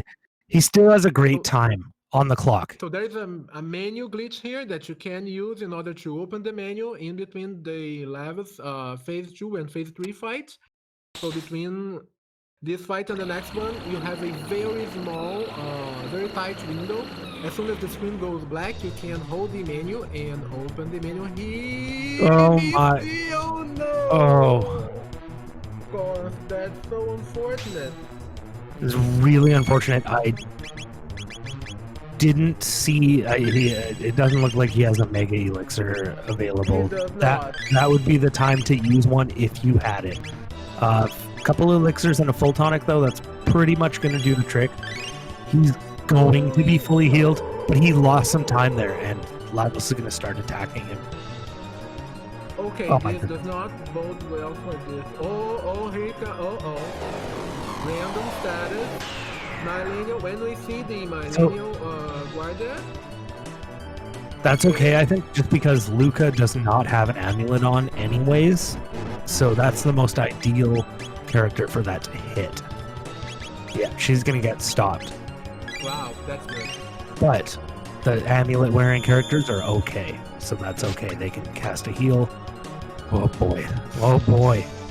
Luca is squishy. Good to go, but it's touchy. That's Evil Star attack. That's a half HP for everyone. That's good. That's actually one of the best time warps to go to. I would say it is one of the best ones. However, he has very little healing. Indeed. No matter what happens to him, I guess. It's... Oh my goodness. Korenth, I believe in you. Lavos really hates Luca here. See, even though Luca's 65 HP, though, the Evil Star will only cut that in half. So what will not kill her yet. This is a very tricky fight. Anyway, on the, by the way, on the Mag's down. On the right side, we see Cecil doing a similar elevator fight as Korenth did. He's just lacking that AoE physical damage. If the core is down in this attack, Luca will get a counter, and she will die. Okay, that did not kill the core. It's But nice to maybe have Luca- life here too. I was just gonna say, like, Chrono has life. That's nice because he can revive someone and restore a lot of their life. Luca's down. Luca's down now. Chrono can still cast life on her, and I mean, he's got to get rid of that middle bit. I guess he could keep spamming life if he has to, if people keep dying. Like, for example, if this Yeah. takes care of the middle bit and Magus dies from the counter, he could cast He got life. life again. Yeah, I mean, he's playing it very well. No, it's Oh, just no, not quite but- enough oh, yet. no. He's about, no, that's it. That's a wipe. He's going to have to That's a go wipe. through that entire cutscene again, and now Cecil, Wow. frankly, may be in the lead. He's only going to gain minutes out of the 20.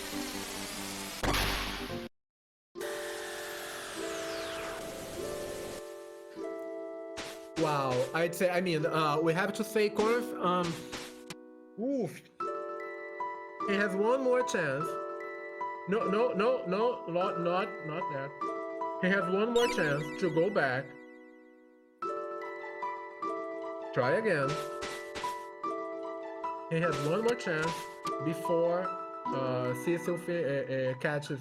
This is gonna sync up almost, I think. After Yes, Cecil, yes. after Cecil's done with the shell fight and Korenth is done with this cutscene. I don't know how many status protection gears Cecil bought. I didn't see that. I hope he has enough.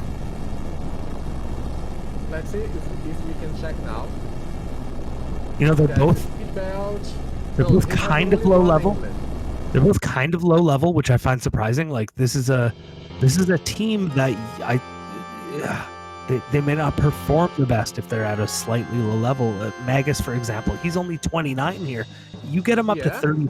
If you get him up a few levels more, his HP gains actually start making a huge difference after level 33. He's going to go from, like, you know, only 400 HP to like 500, and it just makes such a huge difference in the end. But it looks like he's going for Hypno Wave on the Golem Twins. That's a good play. That's a good Yeah, play. with Hypno Wave there, you can make the bones make them go weak, and they will not attack. If you keep casting Hypno Wave after each attack, they will not attack in the boom. But that is a very light. Yeah, that. If you don't cast Hypno Wave as soon as the second attack goes off, that may be a body wipe. Yes, that's a reset. Oh my. Oh my goodness. Oh my, this is getting exciting again. Oh god. See, the thing is, Korenth, the only adjustments he can make at this point are adjustments in his execution. He still has the same gear, same character, same tech. The only thing he can do is adjust his play. Yeah. Cecil might have more options than him going, but we'll see. I mean, Korenth is definitely still ahead here. He is, but I think he has like one chance before Raster Cecil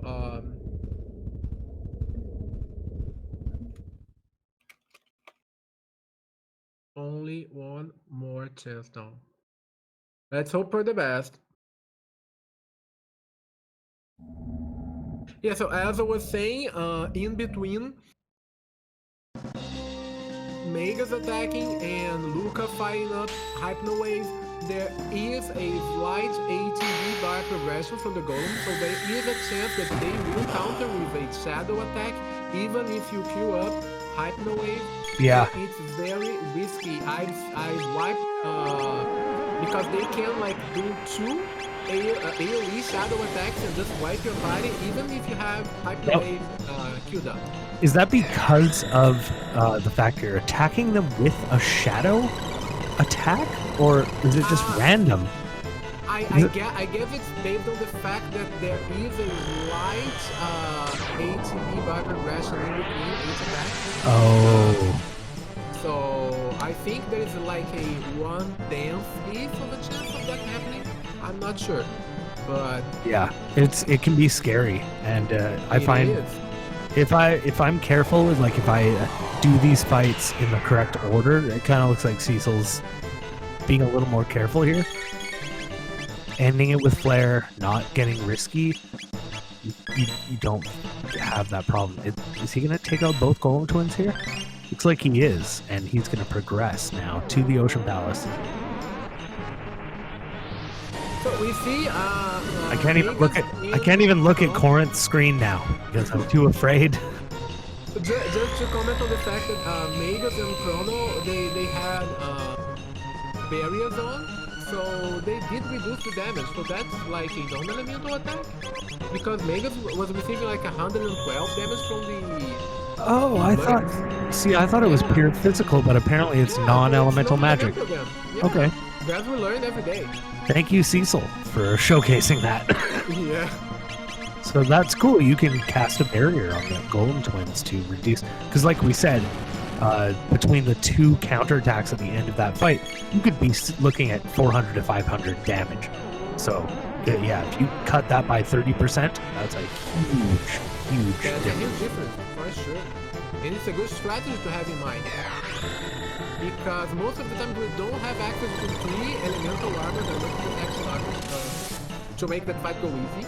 Yeah, I agree. At the end of that fight, I feel more vulnerable maybe than a lot of the other places in this game, just because of the damage they can do on my counter. I always worry at the end of that Golem Twin fight, compared to a lot of the other fights. Yeah. Ooh. Okay, this is recoverable. Actually, Korenth does not need to worry about healing now. He just needs to worry about doing damage and killing and getting the menu glitch. He needs to heal Chrono. But I guess for now he can just attack and heal in between before the final fight, because it's very rare that he's going to attack. Okay, right that's now. true. That's true. Sorry, I thought he was up right before Shadow Slay. Yeah. I actually don't remember what would be his next move, because usually we are able to kill him after Shadow Moonlight. But if you don't manage to kill Lavos 2 after Shadow Blaze, the next attack they wipe it. Yeah, he gets a buff. If he has to fight you a second round, he gets PO'd. The next Shadow Blaze, should you happen to face it, good luck. Just don't get to that point ever, because you will regret it. Also, even though it's called Shadow Doomblaze, it is not a fire attack. I just want to put that out there. Red mail will not help you. Raster, Cecil, stop. Oh, goodness. So he has a double stop, but he did not wipe. He's going with Luminaire instead of heal. Oh. No healing? Maybe he already... Wipe. Oh, no. That doesn't bode... Oh, God. Is that a party wipe? That's a... Oh, my goodness. Chrono is not down. Chrono? He's going for another Luminaire. Chrono? Chrono YOLO! Oh, nice try, Cecil. I have to say that. Nice try. Oh. Yeah. Oh god, this is not looking. And the question is, will he reset? No, he's gonna let the cutscene play out here. Both players here are going for Las Vegas style gambles. Yeah, these are Las Vegas. These really are Las Vegas style gambles. Korenth got the menu glitch. That puts him in such a better position than his last Lavos core fight. But yeah, I think Neo was right. Both racers tonight made a number of high stake gambles and basically lost on all of them. Both players did. You know, they had amazing times, or you know, they have amazing time right now, but they really didn't play it very safe the whole time. They both took huge gambles, and in many ways, we're seeing the consequences of that. So let's chat a little about the Lava Score fight. This is a very tricky fight. It is the fight that you have.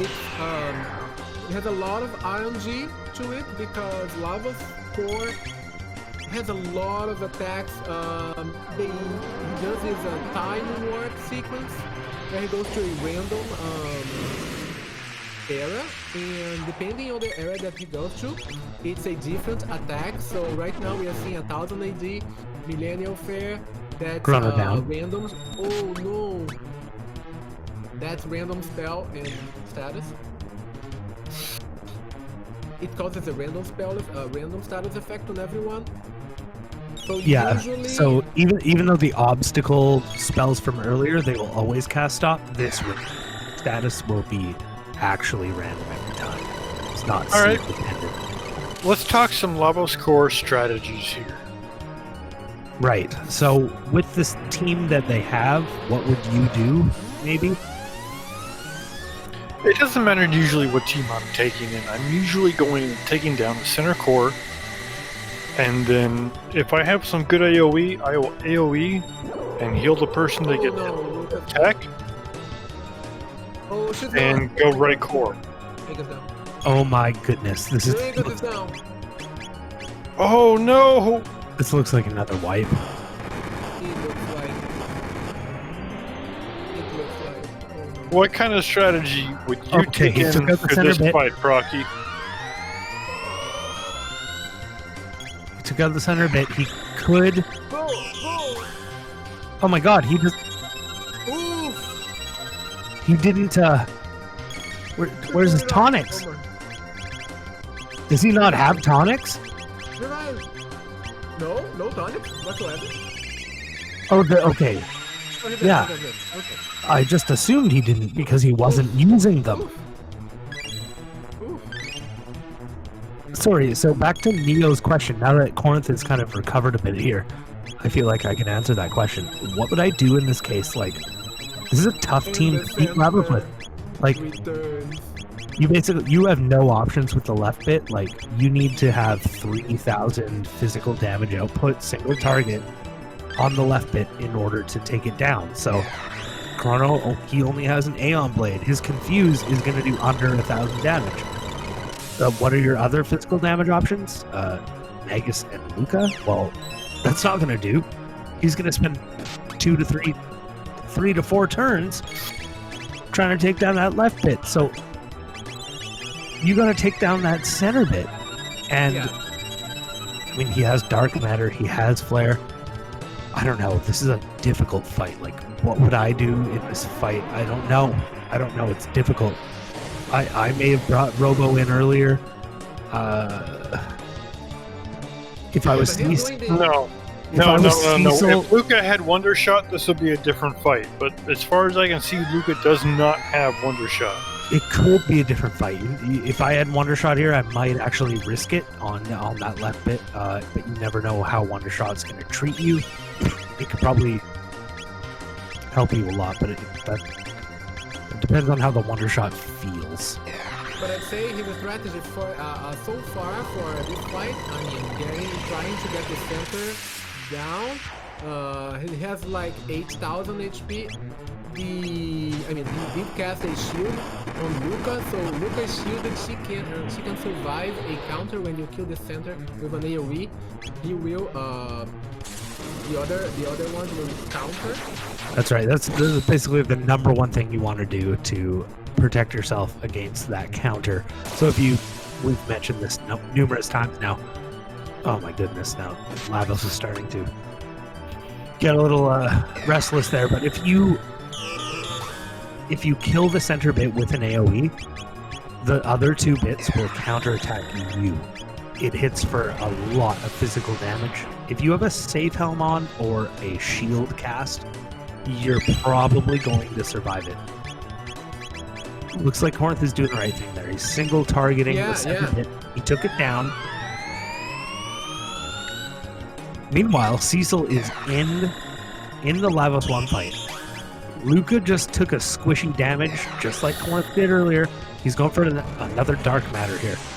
And he's going to use life as well. So they both have the same team. They both have, the same idea of how they can use them here. And I think they're both doing the right thing. But again, this is a team this is a difficult team to fight Lavos with. You don't have AoE heals. With Chrono not having a good sword, you don't have high physical damage output.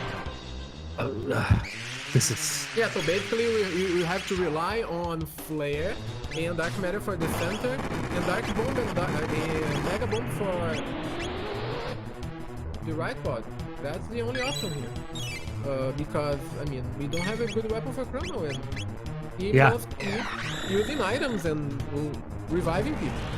I might he can still do about 800 damage per confuse, so... It's still a viable option. It's okay. Yeah, it's under 1,000. It's okay. It's still doing as much as a Dark Bomb. I would definitely be counting my now that Korenth has the center bit revived, I would be doing Flare and Dark Matter, but counting the HP. And then as soon as you get close to 8,000 HP on the center bit, I would switch to a single target, and I would try to get that center bit down as fast as possible here. Completely agree. And sometimes even if you have to, going very well now. It is. He's really recovered well, and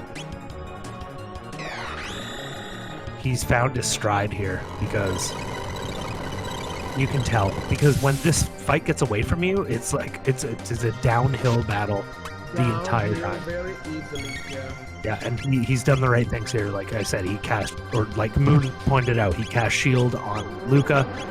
That makes a huge difference here. Oh boy, here we go. Ooh.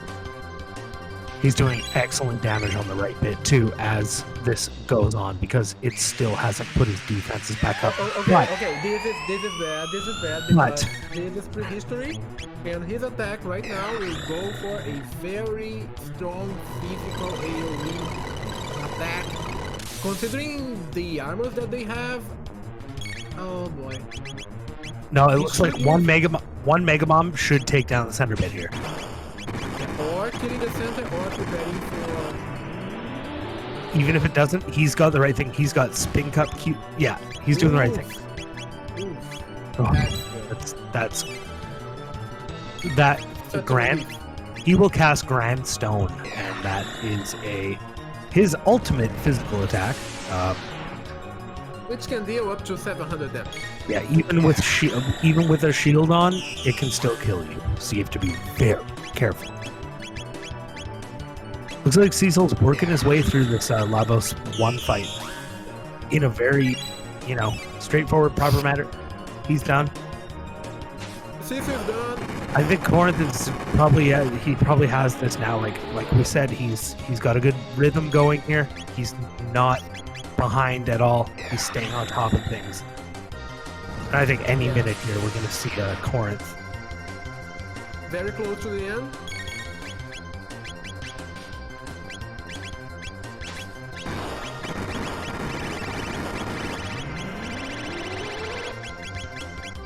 Just as Raster Cecil is entering the Lavos core fight, Korenth takes the race. At 151.39, Korenth is the winner of Game 1. And let's see if we can't get him into here for a little interview. Korenth, congratulations, dude. That was an amazing race to watch. The holy crap is that final boss!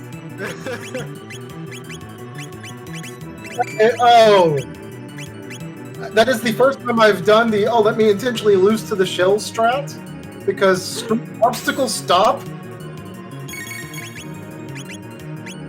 And then even after amulets, he decides to disable status effect because I can't kill the second arm fast enough, so it almost doesn't matter that I bought amulets. Yeah, we noticed all of those things and chatted about them. And here's another thing we chatted about. Korenth selling an amulet in the first 10 minutes and how that could bite him later on. How do you feel about that? I actually am still happy that I did it. Because... Really? Yes. Because having one amulet does not help me in the lava shell fight. Because the only person who would have had it on would have been Chrono. Chrono cannot solo the lava shell fight. So I would have had to spend all my time healing with low damage, low health. I would have still ended up losing to the shell, I think, or I would have taken forever on the shell. Granted, if I manage to kill the shell, sure, I get to have the save point, and that's kind of nice. But I think I still lose to the shell with that team at that level, with just one amulet and it being stop. If it was anything but stop, I would be kicking myself. But with it being stop, and the fact that selling that amulet allowed me to buy the weapon for Luca, which meant I one-shot the entire cathedral, I'm okay with that. I think I can agree with that. Yeah, actually, that's a very good argument. Yeah. And you won the race. I mean, sure, hindsight's 20/20, and it looks great, but sure. And considering the fact that you had 2.5 deaths to Lavos in the end, and you sat through 2 cutscenes with the epoch, you still got a sub 2. That's amazing. Yeah, well, the thing is, until I saw stop as obstacle, I was sitting here thinking, we might have been on world record pace if it had been Frog instead of Chrono. Sure. And because we would have had the AoE heals and it would have been so much easier. And at the very least, had that not been stopped, I was still on PB pace. But you've done commentary, you've done restreaming, you know how we talk when we're talking about not having status protection. You probably were thinking a full team stop is what they might be saying that right now as I'm playing, and it's probably not going to happen.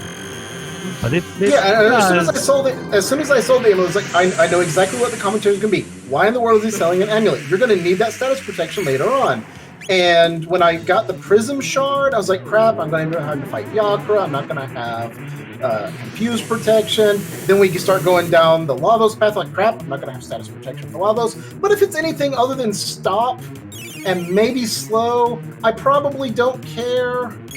I think if you watch the VOD for this, you will enjoy the moment where you got a full stop. Oh, I'm sure. I think it was brought up exactly the point in time you sold the amulet, actually. Yeah. But, I accepted that it was a possibility, but I also said, if it's anything other than full stop, I die to the lava shell, I go in, and then I take the kill because I'll have 2 status protections. But stop is so deadly because you have to cure it. You don't have the option to maybe ignore it. And also, like, it was a bit of a gamble, like, just selling that amulet, and, like, maybe it was worth it.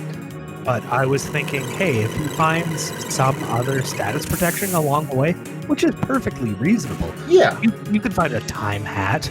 You could find, another you could find amulet. Gear. Yeah, no big deal, but gear. You didn't, and then it became very scary. But you still subdued that, and I just blown away. This is one of the best races I've ever seen. And Cecil is really holding his own right now against Lavos Core. He had a similar sub too. He had a similar pace or similar script to you here, where he had Grant Stone come out now, but didn't eat it. He killed the center just in time. That happened to you as well.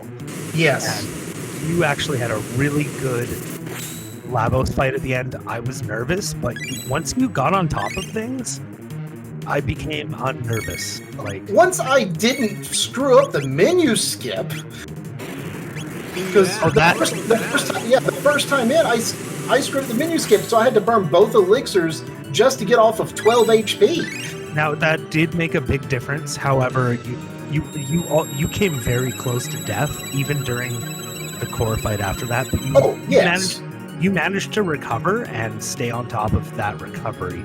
So I mean that makes all the difference in a Lavos fight. Like, yeah, if you can get the center down once, you can stabilize. Doesn't help that he decided that, yeah, you know what, both fights I'm going to go to 1000 AD and cast random spell status and yank your status protection off of the person who still has an amulet equipped and cast stop on them again, even though it's random. Yeah, I mean, this is borderline the most trolliest Lavos fight that I have seen. The one with you, I mean, it may have been you and Cecil.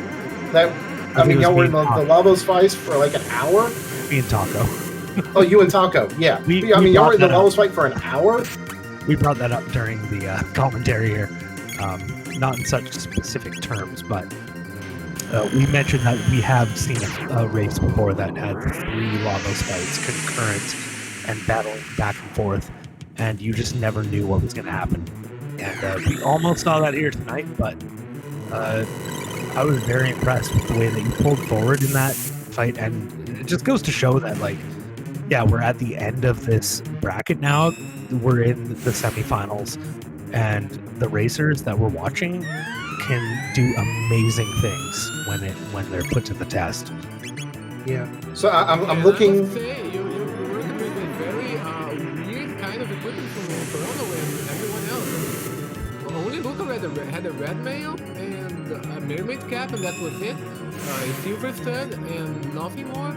I was a little surprised when you were using Chrono with an Aeon Blade and you had a big hand for Robo. So what was the thinking behind that? Was it speed or was it something else? It was the fact that he had a resurrection spell. I knew how bad the Lavos fight could be at the levels we were at with the team that we had, and I desperately wanted a resurrection spell. So even though Robo would have offered that like AoE heal, it was still more worth having that resurrection spell? Because it was Luca and Magus. If I had Ayla, I would have wanted Robo, because Ayla has enough HP. Gotcha. So GG to Raster Cecil. He also pulls a sub 2 out of this seed. Dear God. And I can't believe we both sub 2 that. Again, that's a sign we're dealing with some serious high-end players here, because that seed was cruel in so many ways, and they both did a sub 2. Cecil, unfortunately, will not be able to join us for an interview, but congratulations to him. We are going. Congratulations, Cecil. Yeah. We're going to go to a game 2. Like I said earlier, we're going to a game 2 on Saturday. That's 2 days from now. It's going to be at the same time, possibly the same channel, but it will be on SpeedGaming. And boy, just keep watching, because this is an exciting series. Really right. Good. So, Korenth, when you ended up with Hero Metal and Bent Sword at the beginning, were you thinking Magus Castle just like I was? So when I bought the Hero Metal, if the Hero Metal shows up at Snail Step, I tend to go ahead and buy it just to go ahead and get the check out of the way. Then I get the Bent Sword. I'm like, okay, if I see Frog, I'm probably thinking Magus Castle at that point. We never found Frog. I'm guessing Frog. Oh, I'm just looking at the tracker now. He found Marl. Ayla was in Frog set, so Frog must have been in the future. Marl's on top of Dactyl Nest. So once we didn't get Frog at Cathedral or behind the castle, I was like, it may not happen. And then we get the gate key, and I'm like, okay, Magus Castle's probably off the table at this point. Because as soon as you find a Dreamstone, you don't have to do Magus Castle at all. You just go through Terranal Layer, and that's easier. Also, we have to mention that this was a pendant at Mount Woe Seed. The pendant was at Mount Woe. Oh. Yeah, pendant was at Mount Woe, and then the hilt was at Eris, and the pop was at Geno, which led to the tools. So every other pathway was garbage. Wow. And where was the clone? Let's see. Oh, that was at Melchior.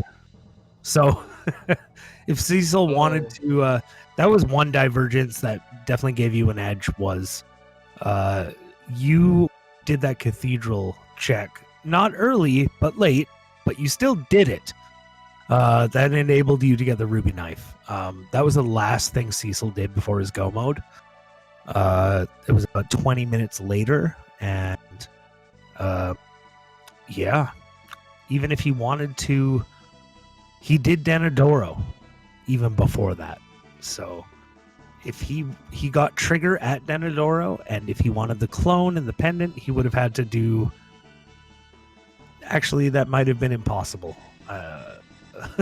Yeah, because he would have to. I mean, He climb would have Mount Wall, get the pendant, yeah, it go was to the a future, go back, get the reward from Melchior. Yeah, it was an would not interesting work seed. out. It was an interesting seed in that way, where actually there was really only one go mode, and sometimes that happens, and one of the racers finds that go mode, and Korenth pulled out ahead. Luckily, this is a best of 3 again. We're gonna go to game 2 on Saturday, same time. Tune in. Either Yeah, really Korenth excited for sweeps the that. series or Cecil ties it up and we go to a game 3. That's what I'm rooting for. So Again, GG, Korenth, GG, Cecil, and thank you, Brocky, for doing commentary with me today. thank you, Silver Moon, Neo and thank you, Silver Neo. You're doing and tracking. SpeedGaming. You came in at the perfect moments for those little, keeping things going, reading chat. I think we have a good thing going here for our community. So I hope everyone checks out our Discord. I think there's a command for that, maybe? No, never mind. Well, love y'all. Yeah. Thank you again. Have a good one, everyone. Thanks everyone for coming to watch. Come back Saturday. Watch That's right, Rocky come back and or watch Cecil come back and beat me. Yeah, we'll see you all Saturday. Have a good night. Bye bye. Have a good one, everybody.